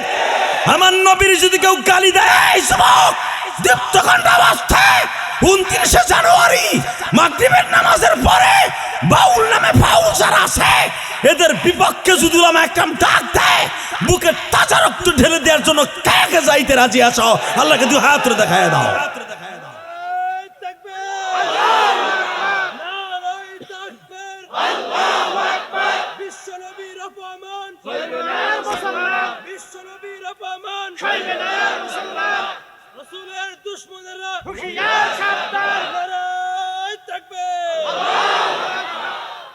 আওয়াজটা যারা দিছেন একদিন না একদিন নবীর সাথে দেখা হবে। লিল্লাহে তাকবীর, লিল্লাহে তাকবীর। দিন ইসলাম, দিন ইসলাম, লিল্লাহে তাকবীর। এভাবে আওয়াজ দিবেন। এক পচা নেতার পিছনে পড়িয়া বঙ্গবন্ধুর 500 টাকার নোট পাইয়া বুড়া সারাদিন গরু ওই ক্যান্ডিডেটের পিছনে। ঠিক না বে ঠিক? আছে না বাংলাদেশে? ইলেকশন চলতেছে না? আরে আজকে দুপুরে আমার কিছু মামাতো ভাই খালাতো ভাই আইছে, আয়ে কয় ভাই এক ক্যান্ডিডেটের কাছে আনলে মসজিদে অনেকটা হানুন যায়, আমাকে যে 300 ভোট আছে এটা দিয়ন যাইব, 1 লাখ টাকা দিব। আমি করলাম তুই ভোটের বেইসা মসজিদের টাকা লাগাবি, আমি জিহাদি রাজি না। আলহামদুলিল্লাহ বলতে পারলেন না? আমার গ্রামের মসজিদ আমার এই পর্যন্ত 18.5 লক্ষ টাকা আমি জিহাদি দিছি, সর্বোচ্চ দান আমার। আলহামদুলিল্লাহ বলেন। এখন যদি বলেন কিল্লিকে নাম ফুটাইতেছেন, নাম ফুটানোর লাগে, আমি মোল্লা মানুষ দিছি, আপনি দিবেন এই লেগে কইছি। কথা কন না কেন? খালি কয় মোল্লারা পরে বাতে বাগুন দেয়, তোরে থাপড়াইয়া বুড়ার ফুপুরা আবাল। কথা কন না কেন? কেরানীগঞ্জে যায় দেখবি বেটা 4 কোটি 32 লাখ টাকা দিয়ে একটা মসজিদ বানাইছে, আমি গুনাহগার। এই যে কেরানীগঞ্জ কদমতলি, খালি আলেম উলামারে বকো, আমার মতো যদি সব আলেমের থাকে, সব আলেম মসজিদ মাদ্রাসা করতেছে। ঠিক না বেটি? কোটি কোটি টাকা খরচ করে আলেম উলামা মসজিদ মাদ্রাসা বানায়, আর তুমি এখানে বয়ে বয়ে আলেমদেরকে গালি দাও। আলেমদেরকে গালি দাও নাই, তুমি বিশ্ব নবীরে গালি দিছো। তোমার মসজিদের ইমাম সাহেবের বেতন দাও 5,000 টাকা, তারে প্রতি ওয়াক্তে গালি দাও 5 লাখ টাকা। দাতাল বুড়া, পারলে একটা আলেম পোলা বানায় দেখ কেমন লাগে। কথা ঠিক না বেঠে? একটা আলেম বানায় দেখ কত কষ্ট। আমার বাবা পরের জমিতে কামলা দিয়ে আমার আলেম বানাইছে। আমার বাবা পাট বেচা, ধান বেচা, খড়ি বেচা আমার বাপ আমার আলেম বানাইছে। বেটা তোমার বাপের টাকা দিয়ে আমি আলেম হই নাই। তোমার মসজিদে আসছি, তোমার মাদ্রাসা আসছি, এই জন্য তুমি আমারে বকবা, এই অধিকার ইসলাম তোমারে দেয় নাই। বাংলাদেশ অনেক মসজিদ আছে, আমি জানি আপনাদের মসজিদটা অনেক ভালো, ইমাম সাহেব অনেক ভালো, আপনার ইমাম সাহেবকে অনেক যত্ন করে রেখেছেন। আলহামদুলিল্লাহ বলেন। কেন বলছি জানেন? উনি দুঃখে কলজা ফেটে যায়। এই জুমায়, এই যে জুমা গেল না, বাংলাদেশে আমার মতো একটা সুপারস্টার বক্তারে এক নেতা, নাম বলবো না, চিনে ফেলবেন, অনেক বড় দলের একটা নেতা, সে ডাইরেক্ট কাউন্টার দিয়ে বলে মসজিদে রাজনীতি করবেন, কান ফাটাই হেলাবো থাবড়ায়া। নাউজুবিল্লাহ, বোর খেতার মধ্যে যে কইও বুড়াটা, যদি কইতাম তুমি বুড়ারে থাবড়াইতে চাইছে, তখন তোমার পোলারা কইতো কি কি কি কি আমার দাতাল বাপরে কি লাইতে চাইছে। একবার তুমি জানাও, একজন আলেমের ইজ্জত যদি কেউ রক্ষা করে, খোদার কসম ওই মানুষটা বিশ্ব নবীর গাড়িতে জান্নাতে যাবে। আজকে আলেমরা অপমান করে 2 টাকার এক কোটিপতি, শিল্পপতি, নেতা, পাত্নী নেতা, কথা কন না কেন? যেই জন্য শেখ হাসিনার পতন হলো, আজকে সেই দোষে দূষিত হয়ে আজকে আমরা ক্যান্সারে আবদ্ধ হয়ে যাচ্ছি। সাথে সাথে শুক্রবারে কাউন্টার দিয়ে কয় থাপড়ে কানপট্টি গরম করলে যদি এই মস্তদে বই রাজনীতি করেন, তুই নয় ইমাম সাহেবের রাজনীতি করে মস্তদ থেকে নামাই দিলি। সারা দুনিয়ার ইমামদের সভাপতি ছিলেন আমার বিশ্ব নবী। নবী সারাটা জীবন জুমার মসজিদে জিহাদি বয়ান করতেন, রাজনীতি বয়ান করতেন। তুই যখন আলেমরে রাজনীতি বয়ান করার কারণে যদি তার থাবুর দিতে চাস, এই থাবুরটা তুই আলেমরে দেশটাই বিশ্ব নবীর গালে মারছিস। আজকে তায়েফের ছেলেরা মারছে দেখে আপনার চোখ দিয়ে টপ টপ করে পানি পড়ে। হারে যদি আমি ওই তায়েফ ওই সময় থাকতাম, এখন থাকতাম, ওরে কল্লা উড়াই দিতাম। তোমার মসজিদে যে ব্যক্তি রাজনীতি করার কথা করার কারণে তুমি তারে থাবুর মারতে চাও, ওইটার আগে কল্লা উড়াও। কথা কর না কেন? জোরে খান। কষ্ট হইতেছে? 3 মিনিট কথা কবার, 3 মিনিট। আরে কয়টা বাজে? কয়টা? আর অনেক মসজিদে নামাজ হইতেছে না, নামাজ হইলে তো সমস্যা। জোরে কারণ মারহাবা। ঠিক আছে, আমরা যতটুকু টাইম আমারে হুজুর দিছে ততটুকু করবে, 1 মিনিটও ইনশাল্লাহ কম করবো না। ইনশাল্লাহ বলেন। শুধু আমার দিক তাকায় থাকবেন আর চোখের পানি জড়াবেন, আর একটা ওয়াদা দিবেন, এখান থেকে আমি নামার আগ পর্যন্ত একটা লোক ময়দান ছাড়বেন না। রাজি আছেন ইনশাল্লাহ? আমি যাওয়ার পর এখানে নামাজ হবে। আপনি আর এই বাচ্চাগুলোর থামাও না রে বেড়ে, সাতার মাথা কমিটি বানাইতেছে কটা মগা। ওই দা ওই কয়টা যায় দেখ, এখন কয়টা যায়।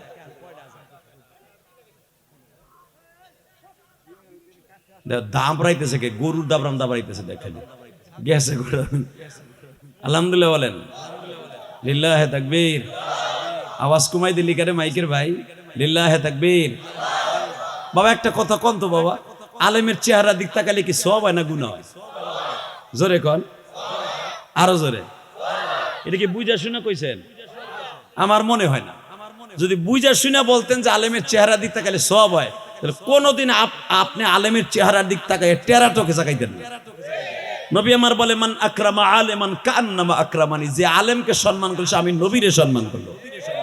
আজকে সমাজে দেখা যায় আলেমরে সম্মান করা তো দূরের কথা, আলেমরে অপমান করার লেগে রেডি হয়ে যায়। এগুলোই মনে করবেন তায়েফের ওই দুষ্টু ছেলেদের মতো, ঠিক না বে ঠিক? আর যারা আলেমদেরকে দেখলে চোখ দিয়ে পানি পড়ে, চোখ দিয়ে মুসাফা করতে চায়, আলেমরে 2 টাকা হাদিয়া দিতে মন চায়, মনে করবেন এরাই হলো মদিনার ওই 162 জন ছেলে। আলহামদুলিল্লাহ বলেন। তায়েফের মাঠে মারছে নবীর, তারাও 160 জন, আর মদিনায় যারা নবীর রিসিভ করছে তারাও 162 জন। 2 সাইটের মধ্যে পার্থক্য কি তাই দেখেন। যেরকম লিল্লাহে তাকবীর। Ready ready.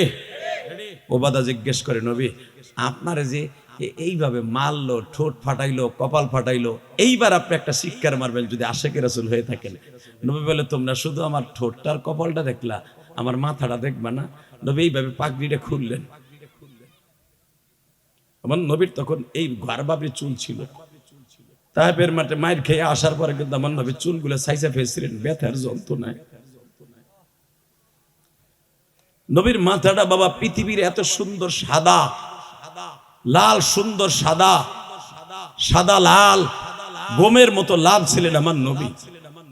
দেখে মাথার মধ্যে এত বড় বড় গর্ত। ছোট্ট একটা ছেলে দৌড় দিয়ে যে এইগুলো কিসের দাগ? নবী আমার বলে, আমার যখন মারতেছিল ওই পাগড়িটা খুইলে আমার গলায় বাইন দেয়া, মাথার পাগড়ি গলায় বাইন দিয়ে আমার 1/2 কিলোমিটার টানতে টানতে হয়ে গেছে।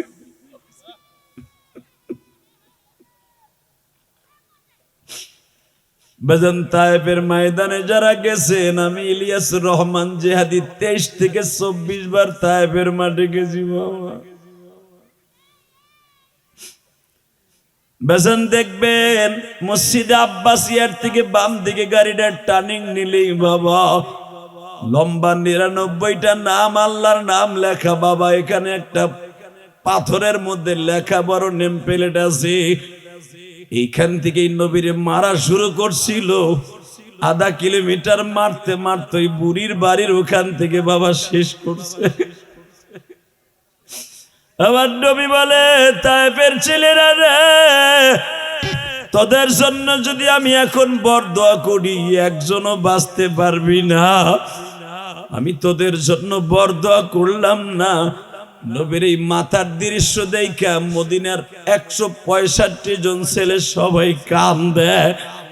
একজনের হাতের পরে আর একজন হায়াত দিয়ে বয়াত করে, ও মদিনার ছেলেরা, মক্কার মানুষগুলা নবীর মেরে রাতের অন্ধকারে তাড়ায় দিছে, আর আমরা মদিনার মানুষগুলা নবীর লেগে জীবন দিতে রাজি আছো কিনা? একটা ছেলে দৌড়ে আসিয়া কয়, আমি নবীর সাথে ওয়াদা দিলাম গো, নবীর জন্য জীবনই শুধু দিব না, আমার মা বাবা আমার জান মাল সব নবীর কদমে ফেলায় দিবা। এই আমার কলিজার টুকরা ভাইরা, এখন আমার মওলারে দেখায় দিবা। আমার বিশ্ব নবী মদিনায় ঢোকার পরে বললেন, তাহলে বুঝতে পারছো আমি কোথায় মার খাইছি? আরে ছাতা কি এর ছাতা পোলা বানজে খেদাইছ রগো, আর সেতাই দিয়েছ ওইগুলারে। মগাগুলো হয় দুইটা খারাপ।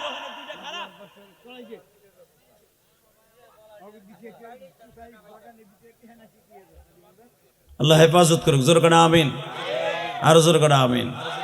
বলেন লা হাওলা ওয়ালা কুওয়াতা ইল্লা বিল্লাহিল আলিল আযীম, লা ইলাহা ইল্লাল্লাহ। লা হাওলা পড়ছেন।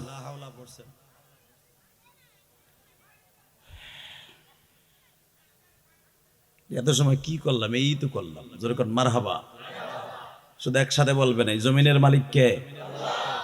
বাবা, এই দুনিয়া থাকার জায়গা না, থাকতে পারবেন না, এটাই ছিল আমার বিষয়, ঠিক না বেঠিক? দুনিয়া যত চেষ্টা করে আপনি থাকবেন, থাকতে পারবেন না। যখন থাকতে পারবেন না, তখন একটা ওয়াদা দেন, যেই জিনিসটা করলে কবরে আরাম পাবেন, শান্তিতে থাকতে পারবেন, ওইটা করতে রাজি আছেন না নাই? কে কে রাজি আছেন? দেখে আল্লাহকে হাত তুলে দেখান তো। লিল্লাহে তাকবীর। 1 নম্বরে 5 ওয়াক্ত নামাজ পড়তে হবে। 1 নম্বরে 5 ওয়াক্ত নামাজ পড়তে হবে। রাজি আছেন না? নামান হাত। 2 নম্বরে এই যে আর মাত্র 20 দিন পরে রোজা, আলহামদুলিল্লাহ বলেন। এই যে আর মাত্র 60 দিন পরে, 60 দিন পরে শবে বরাত। কয় দিন? জোরে কোন, জোরসে কোন। নিসফু মিন শাবান, নিসফু মিন শাবান অর্থাৎ আপনার আর মাত্র 60 দিন পরের 3ই ফেব্রুয়ারি হলো দিবাগত রাত্রে শবে বরাত। ইন্না আনজালনাহু ফি লাইলাতিন মুবারাকাহ, এই রাত্রে আমার আল্লাহ মুবারক রাত হিসাবে নিসফু মিন শাবানে মুবারক দামি মাস হিসাবে আল্লাহ ঘোষণা করে দিয়েছে। এই রাত্রে গুফিরা লাহু মা তাকাদ্দামা মিন যামবিহি ওয়া মা তাআখারা, জীবনের সব সগীরা গুনাহ মাফ হবে, কবিরাও মাফ হবে, খালেস তওবা করলে। একটা শর্ত, যদি কোন যুবক তার মা বাবারে জীবন দিয়ে ভালোবাসে। লিল্লাহে তাকবীর। কোন যুবক যদি 5 ওয়াক্ত নামাজ পড়ে, যুবক যদি হালাল হারাম বেশে চলে, যুবক যদি বৃদ্ধ লোকটা যদি জীবন ভর আমার আল্লাহর জীবনের সাথে বেশি ভালোবাসে, শবে বরাতে আল্লাহ সবাইরে মাফ করবে, কয়েকজনরে মাফ করবে না। তার ভিতরে 1 নম্বরে হলো ওই যুবকটা যার অ্যাকাউন্টে মা বাবার বর্দ আছে। অনেক প্রবাসী আছে, ছেলেটারে বাংলাদেশে রাইখে গেছে, ছেলেটা বাবারে এত কষ্ট দিছে, বাপ ছেলের যন্ত্রণায় প্রবাস চলে গেছে। আসলে নাই? জোরে কন। আমার জানা মতে, শুনেন তাহলে, আমার জানা মতে ছেলে বিয়ে করছে, বাপরে বাপের সাথে ভালো সম্পর্ক নেই। আরে বাপ মনের কষ্টে ঋণ কইরা ওই পোলার সামনে থাকবে না বিদায় বিদেশ চলে গেছে, মালয়েশিয়া গেছে। আমি যখন ওই 3 মাস আগে মালয়েশিয়া ছিলাম, আপনারা দেখেছেন, আমি 6টা দেশ সফর করে আসার পরে বাংলাদেশে ওয়াজ শুরু হয়েছে। আমি যখন মালয়েশিয়া প্রোগ্রামগুলো করতেছিলাম পেনাং শহরে যায় দেখি, আল্লাহ আমাগো রাজরে বাড়ি, আলহামদুলিল্লাহ বলেন, রাজরে ওই লোকটার বাড়ি, পোলার লগে রাগ কইরা বিদেশ গেছে গা বেড়ায় আদা বয়সে, প্রায় 40-এর পরে। যে আমারে বলে, হুজুর আপনারা মা বাবার ওয়াজটা বেশি করেন।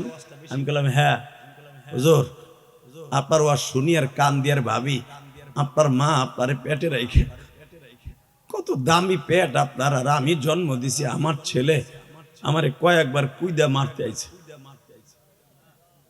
আমি বললাম, অপরাধটা কি? আমি তো রাজুর মাহফিলে যামু। বলে, হুজুর আমি জানি আপনার রাজুর মাহফিল আছে, আমার ছেলে হয়তো এই মাহফিলে আসবে, আপনি বিশেষ করে মা বাবার ওয়াজটা একটু বেশি করেন। যেরকম মারহাবা। হুজুর আমার কাছে একটা কাগজ দিয়ে একটু মা বাবার ওয়াজ করেন। এই প্রবাসী, এই মা বাবার ওয়াজ আমি কি করব? আমি মা বাবার ওয়াজ করতে গেলে আমি আর পরে ওয়াজ করতে পারি না, কারণ আমার বুকের মধ্যে ব্যথা হয়ে যায়। কারণ পৃথিবীতে সবচেয়ে দামি হলো মা, এর সাথে দামি আল্লাহ আল্লাহ রসুলের বলার কেউ নাই। ঠিক না বেঠিক? এই যে আমার দাড়ি পাকা বাজানটা বইয়ে রয়েছে, আরে আপনি যখন স্কুল কলেজে পড়তেন, আজ থেকে 40 বছর 50 বছর আগে, আপনি বাসায় যাওয়ার আগ পর্যন্ত দরদিটা ঘরের মধ্যে বালিশ মাথায় দিয়ে ঘুমায় নাই। ঠিক না বেঠিক? ওই বাবা আমারে প্রবাসী মালয়েশিয়া পেনাঙে আমারে বলতেছে, হুজুর আমি আমার ছেলের জন্য প্রবাসী আসছি। কেন? আমার ছেলে বিয়ে করছে, ক্লাস 9-এ পরে আমার পোলা এক শরীর উড়ে এনে বিয়ে করছে। তারপরে বিয়ে করার পরে আমি এই বউ মাইনা নেনে দেখে আমার 3 দিন মারতে আইছি। হুজুর আমি বাড়ি গাড়ি অগো দিয়ে আয়া পড়ছি। হুজুর মনের দুঃখ মনে লয়া গড়ি, এ হলো প্রবাসীদের জিন্দেগি। হুজুর আমি রাগ করে প্রায় 1 বছর টাকা পাঠাই না। হঠাৎ করে মনে মনে ভাবলাম, হয়তো বড় পোলায় আমার সাথে বেয়াদবি করছে, মেয়ে তো আছে, ছেলে আছে আর একটা, এরা তো আর কোনো অন্যায় করে নাই, হুজুর এই জন্য টাকা পাঠাইতে হয়। যুবক ভাই আমি তোর 2টা পাও ধরে বলে দিয়ে যাই, সারা দুনিয়া একদিকে রাখিস আর মা বাবারে আর একদিকে রাখিস। কোন যুবক যদি 3টা জিনিসের দিকে তাকায়, তার চোখের জ্যোতি বাড়িয়ে যায়। কয়টা? জোরে কর, আরো জোরে। কয়টা? 1 নম্বরে কাবা ঘরের দিকে তাকাইলে তার চোখের জ্যোতি বাড়ে, গুনাহ মাফ হয়। 2 নম্বরে যেই যুবক তার মার দিকে তাকায়, তার কবুল হজের সওয়াব হয়, লিল্লাহে তাকবীর। 3 নম্বরে যদি কেউ বাবার দিকে তাকায়। 4 নম্বরে হলো কেউ যদি আলেম ওলামার দিকে নেক নজরে তাকায়, তার চোখের জ্যোতি বাড়বে, তার গুনাহ সগীরা মাফ হবে। আরো জোরে কোন তাকানে দিকে। যুবকদেরকে বলবো, শবে বরাতে সব মানুষের দোয়া কবুল হবে, ওই যুবকের দোয়া কবুল হবে না যেই যুবকের প্রতি তার মা বাবা অসন্তুষ্ট। যুবক আমি তোর 2টা পাও ধরে বলে দিয়ে যাই, জীবনে কিছু করস বা না করস, কোনোদিন মা বাপরে কষ্ট দিয়া শবে বরাতে শবে কদরে আর রোজার মাসে ঢুকিস না। যদি পারস রোজার মাস আসার আগে বাবা মারে বুকের মধ্যে নিয়ে একবার মাফ চেয়ে যাস। কসম খোদা, কারো দোয়া কবুল না হলে তোর দোয়া কবুল হবে। বলেন তো আল্লাহু আকবার। কারো দোয়া কবুল না হলে তোরটা কবুল হবে। আমি জিহাদি বলে গেলাম বেটা। আজকে যুবকরা সবচেয়ে বেশি কোতাহি করে, সবচেয়ে বেশি কষ্ট দেয় মা আর বাবারে। কথা কন না কেন? জোরে কন। তার জ্বলন্ত একটা প্রমাণ দিয়ে যায়, পৃথিবীতে মার মতো দরদি কেউ নাই। আছে? জোরে কন, জোরে জোরে। আপনারা জানেন উত্তরবঙ্গের একটা ওয়াজ আমার বাইরে লইছে, বাস্তব ঘটনা। ওই যে মাত্র 1.5 মাস আগে অর্থাৎ নভেম্বরের 23 তারিখ ওখানে ওয়াজ করে আসছে। ওই জায়গায় যে জায়গায় ঘটনাটা ঘটছে, সেই উত্তরবঙ্গের সেই লালমনিরহাট পাটগ্রাম একবারে বর্ডারে ওয়াজ করতে গেলাম। সেই জায়গায় যেখানে ঘটনাটা ঘটছে, মার কাছে পোলায় কইতেছে, মা আমি নেশা করব, টাকা দে। পৃথিবীর কোনো মা বাবা চায় না তার সন্তানের নেশার টাকা দিয়ে নেশা করতে দেয়। দেয় বাবা? জোরে কর না কেন? মার কাছে নেশার টাকা চাইছে, মা বাড়ি বাড়ি তাবলিগ করে। বাপটা মারা গেছে সেই ছোট্টকালে, তিন ভাই বোন থুইয়ে মারা গেছে, ছেলেটারে বড় করছে মায়, লেখাপড়া শিখাইছে, নেশার টাকা চায় মার কাছে। মা কইছে আমি আর আজ থেকে তোর কোনো নেশার টাকা দিমু না, যা। যুবক কইতেছে তাই আলমারির চাবি দে, তোর হাত দিয়ে দিবি না, তাই আমি হাত দিয়ে খুলে নেই। মা বলে আমি তোর চাবিও দিব না, এই যে আসলে থুইলাম, পারলে নিস। মার লাগে জোরা জোরে করে যখন পারে নাই, এই যুবকটা যাওয়ার সময় বলে গেছে এখন কানবি যুবক, তোরে রাত্রে আইয়া জবাই দিন। নাউজুবিল্লাহ জোরে কইলেন না? আমার এই বুকটা ফাইরে দেখেন, এই বুকের ভিতরে তিনটা নাম পাবেন। এক নাম্বার হলো আমার আল্লাহর নাম, দুই নাম্বার আমার নবীর নাম, তিন নাম্বারে আমার জনম দুঃখিনী মার নাম। মা যে কি জিনিস আমি জানি, মা যে কি জিনিস আমি জানি। গৌহারডাঙ্গা মাদ্রাসায় লেখাপড়া করতাম। গৌহারডাঙ্গার পাশে একটা গ্রাম আছে গেবাডাঙ্গা, যারা গৌহারডাঙ্গা পড়ছেন তারা জানেন, সিঙ্গিপাড়া গেবাডাঙ্গা। এই গেবাডাঙ্গায় আমার এক ছাত্র ভাই ছিল, আমরা একসাথে মিজান পড়তাম। আমি তো গৌহারডাঙ্গা মিজান থেকে দাওরা পর্যন্ত পড়ছি। আমাকে মিজানে একটা ছেলে পড়তাম, আমি তো মিজানের বছর একবারে ছোট। ওর মা এই শীতের মৌসুমে চিতই পিঠা বানাইয়া রস দিয়ে ভিজাইয়া টিফিন কারি ভৈরে ওর কাছে লয়ে আইছে। আবার আর এক টিফিন কারির মধ্যে, আর এক বাটির মধ্যে গোশের তরকারি, দেশি মুরগা এবং চিতই পিঠা বানায়া ওরে খাওয়াইতে নিয়ে আসছে ক্লাস টাইমে। দেখলাম ওয়েটিং রুমে হেফজোখানার পিছনে বয়া বয়া মায় খাওয়াইতেছে। আমি ওর পিছনে পিছনে গেলাম, যাই দেখি মায় কি সুন্দর গোস্ত দিয়া, রুটি দিয়া, গোস্ত দিয়া, পিঠা দিয়া খাওয়াইতেছে গালে আমার এই ছাত্র বাইরে। আমি দূরের থেকে দেখা আমার মনের মধ্যে চাইতেছিল যে আমার একখান পিঠা দিত, আমার যদি একখান পিঠা দিত। একটু পরেই, কারণ আমি তো তখন 12 কি 14 বছরে পোলা, আমি বালেগ হই নেই। তখনকার মানুষগুলা তো যেরকম ছিল, এখনের পোলাপান 10 বছরের পোলা যেটা বুঝে 30 বছরের মানুষ ওইটা বুঝে না। কথা কর না কেন? 14 বছরের পোলা আমি। আমার মা মারা গেছে 2 বছর হয়ে গেছে প্রায়। ইন দি মিন টাইমে যখন দেখি যে তার মা তারে পিঠা খাওয়ায়, আমি মনে মনে ভাবি আমার মা থাকলেও তো আমার খাওয়াইতো। তো দেখি যায়, দেখি ওনার দরদ হয় নাকি। কসম করে বলছি গুলাম একটা বানানো কথা আমি বলি না, এই জন্য মা রোয়াজ আমি সহজে করতে পারি না। এই মা পিঠা খাওয়াইয়া বাকি যেগুলো রয়েছে অবশিষ্ট, এগুলো দিয়া বলছে মিজান তুই পরে খাইস। ও টিফিন করে বাটিতে ধুইয়া দিল। আসরে পরে দেখি বাইর করছে। বাইর করার পরে আমি ওর পাশে দিয়ে বইছি, ট্রেনের পাশে, ভাবছি যে এখন দেয় কিনা দেখি। যখন আমার বলতে চাই বেটা খাওয়ার সময় কাছে আসবে না, সর বেটা সব বাজান রে, তখনই চোখের পানি ছেড়ে দিয়া বলছিলাম মালিক রে, কেন তোমার ইলিয়াদের কাছ থেকে মার লয়ে গেল। আল্লাহ দেখো আমার মায়ের কথা শুনে, আমার কথা শুনে যারা কান্দে, এদের মারে কিন্তু এখন মাফ করে দিও।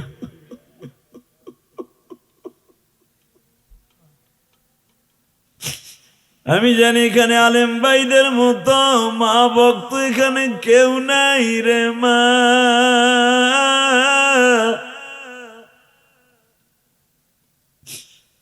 যখনই মনের মধ্যে বেশি দুঃখ লাগতো, আল্লামা শামসুল হক ফরিদপুরের কবরের কাছে যেয়ে কাঁদতাম বাবা।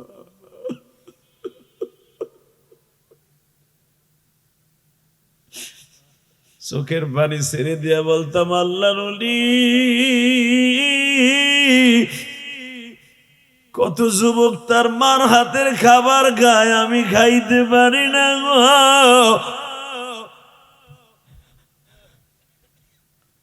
দেখো আমার মতো যাদের মা কবরে, ওই আলেম ভাইরাও কান্দে, এদের বাবা আমার কবরটা জান্নাতের বাগান বানিয়ে দিও।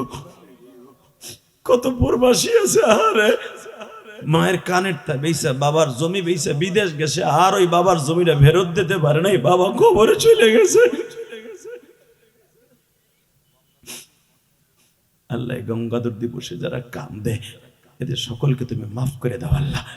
এ গঙ্গাধর দিবসে 29শে জানুয়ারি এদের চোখের পানি ফিরাই দিও না আল্লাহ। আমার সামনে বসে মাহারা কাঁদে, বাবারা কাঁদে, সভাপতি কান্দে, আলেম ওলামা কান্দে, তোমার মায়া লাগে না? মাগরিবের পরে যারা কান্দে এদেরকে খালি হাতে কিন্তু ফিরাবান আল্লাহ। দেখো অনেক প্রবাসীর বাবা কান্দে, আমি এখন দেখবো কার চোখে পানি দুধ।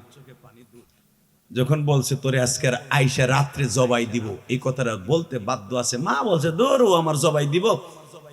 তদন্ত ওসি যখন এটা ভাইরাল করছিলেন, আপনারা দেখছিলেন সারা দুনিয়ার যুবক 2016 সালে এই যুবকটা রাত্রে দুই ধারে ধারালু একটা চায়না চাকু কিনে নিয়ে বাসায় আসছে। আইয়া দেখে মা নামাজ পড়ে রাত 11টার সময় যায় নামাজের উপর ঘুমায়। আইয়া প্রথম আইয়া মার কাপড়ে আসল ছিঁড়া মার পাও দুইটা বাঁধছে, হাত দুইটা বাঁধছে, মার বুকের উপরে বইছে।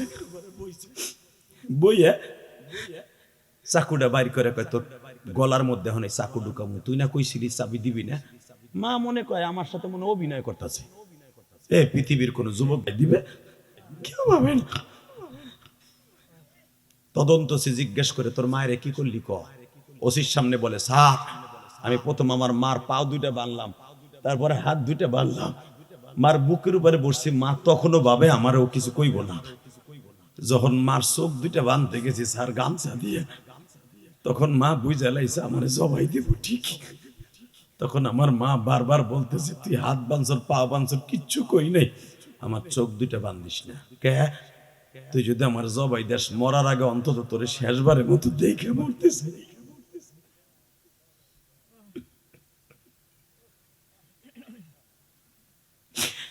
স্যার আমি তো ইয়াবা খাই আসছিলাম স্যার,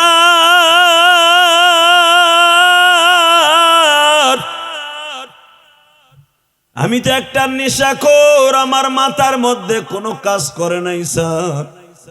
দুইটাই আবার ট্যাবলেট খেয়ে আসছিলাম। আমি আমার মাকে যখন চাকুটা ঢুকাই দিব, হাত বান্ধা পাও বান্ধা, আমার মা বারবার বলে আমার চোখের বান্ধনটা খুলে দে, আমি তোরে মরার আগে একটু পরাণ ভরে দেখে যাই গো বাবা। হে আমার কলিজার টুকরা যুবক বাইরা, গঙ্গাপুরদের বাইরা রা,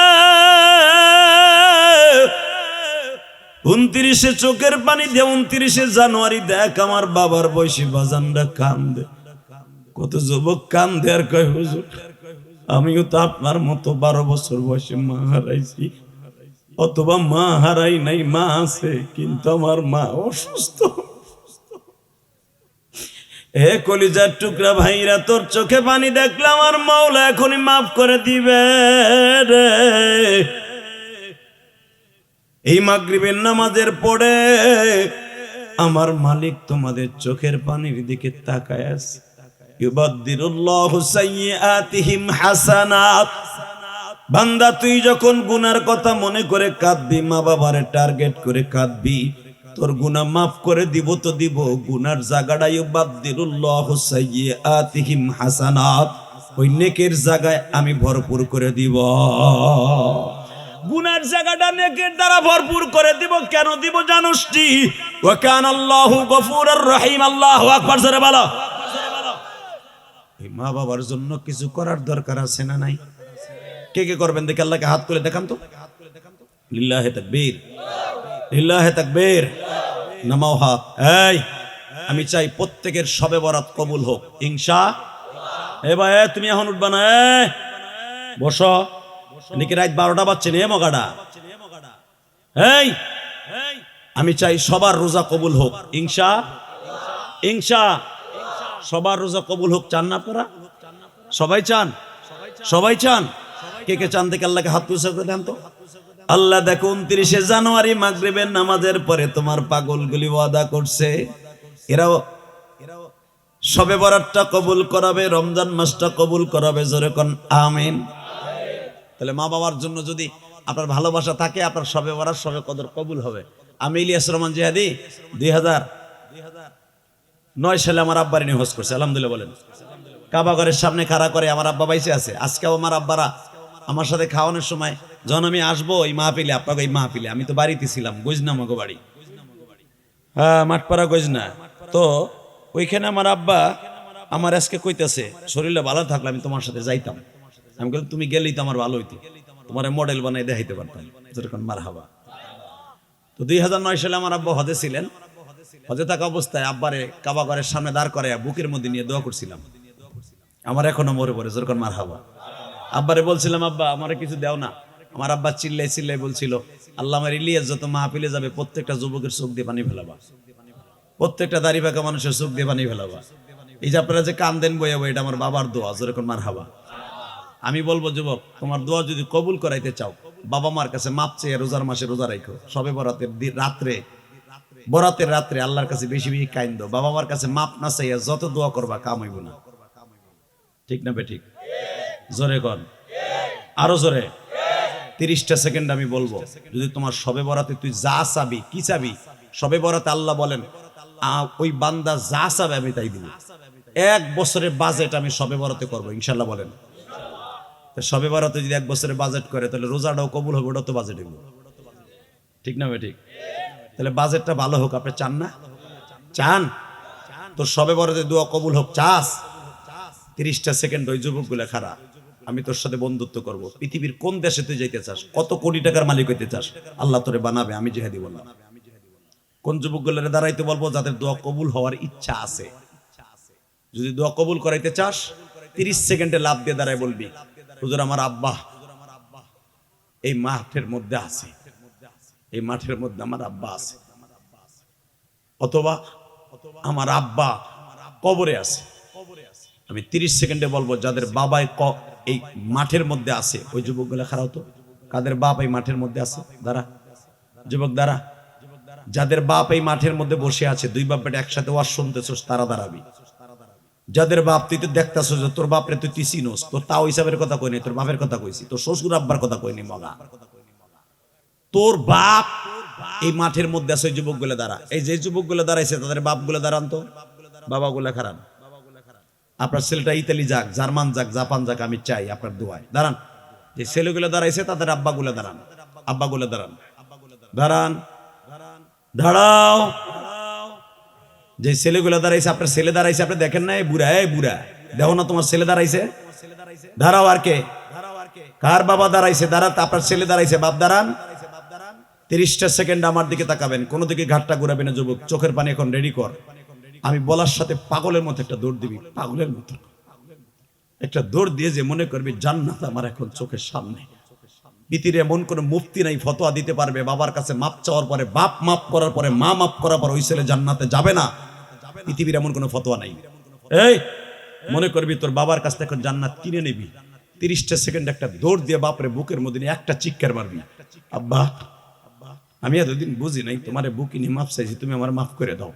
আব্বারে জড়াই ধরে কানবি, কসম করে বলছি তোর দোয়া আজকে কবুল, সবে বরাত, সবে কদর, রোজার মাস কবুল। দে দৌড় দে, দৌড় দে যুবক, দৌড় দে।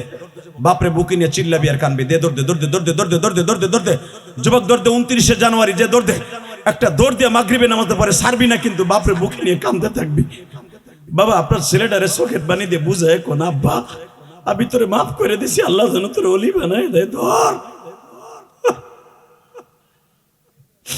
যুবক, বাবারে বুকে নিয়ে কানতে থাক, সারিস না, আমি বলার পরে সারবি।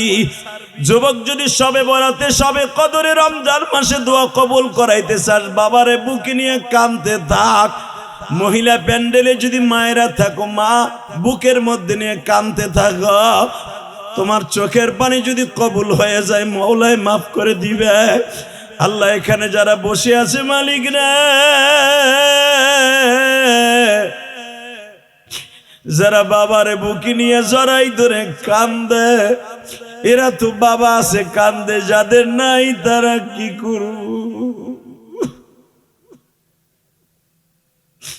আল্লাহ যাদের নাই তারা তো এখন বয়া বয়া কাঁদবো। আল্লাহ যাদের বাবা নাই, যারা দাড়ি বাঁকা বাজান বয়া বয়া কান্দছে, তাদের বাবা আমাদের মাফ করে দিও, কবরটা জান্নাতের বাগান বানায় দিও। দেখো আল্লাহ গুনগুন করে কান্দে, তোমার মায়া লাগে না? তোমার কি মায়া লাগে না? আল্লাহ তোমার মায়া লাগে না? আল্লাহ এদের বাবা মানে তুমি মাফ করে দিও। বসেন, বসো। যুবক, যাদের বাপ এই মাঠে ছিল কিন্তু মাপ চাইলে না, তোর মতো হতভাগা কেউ নাই। আমি জিহাদি গ্যারান্টি দিয়ে গেলাম, তোর মতো বদবক্ত কমিনা কেউ নাই। শুধু আপনাদের আমি দুইটা পাও ধরে বলে দিয়ে যাব, এখন রাত 8টা বাজে। হুজুর আমাকে রিকোয়েস্ট করছেন, আমি ছাড়তে এসেছিলাম আরো আগে, 8টা পর্যন্ত আমি 6:20 স্টেজে উঠছি, প্রায় 2 ঘন্টার মতো, 1.5 ঘন্টার উপরে আলোচনা করে আপনাদের শুধু একটা কথা বলে দিয়ে যাব, এই দুনিয়া যতদিন বাঁচবেন কোনোদিনও এক ওয়াক্ত নামাজ ছেড়ে দেবেন না, ইনশাল্লাহ বলেন।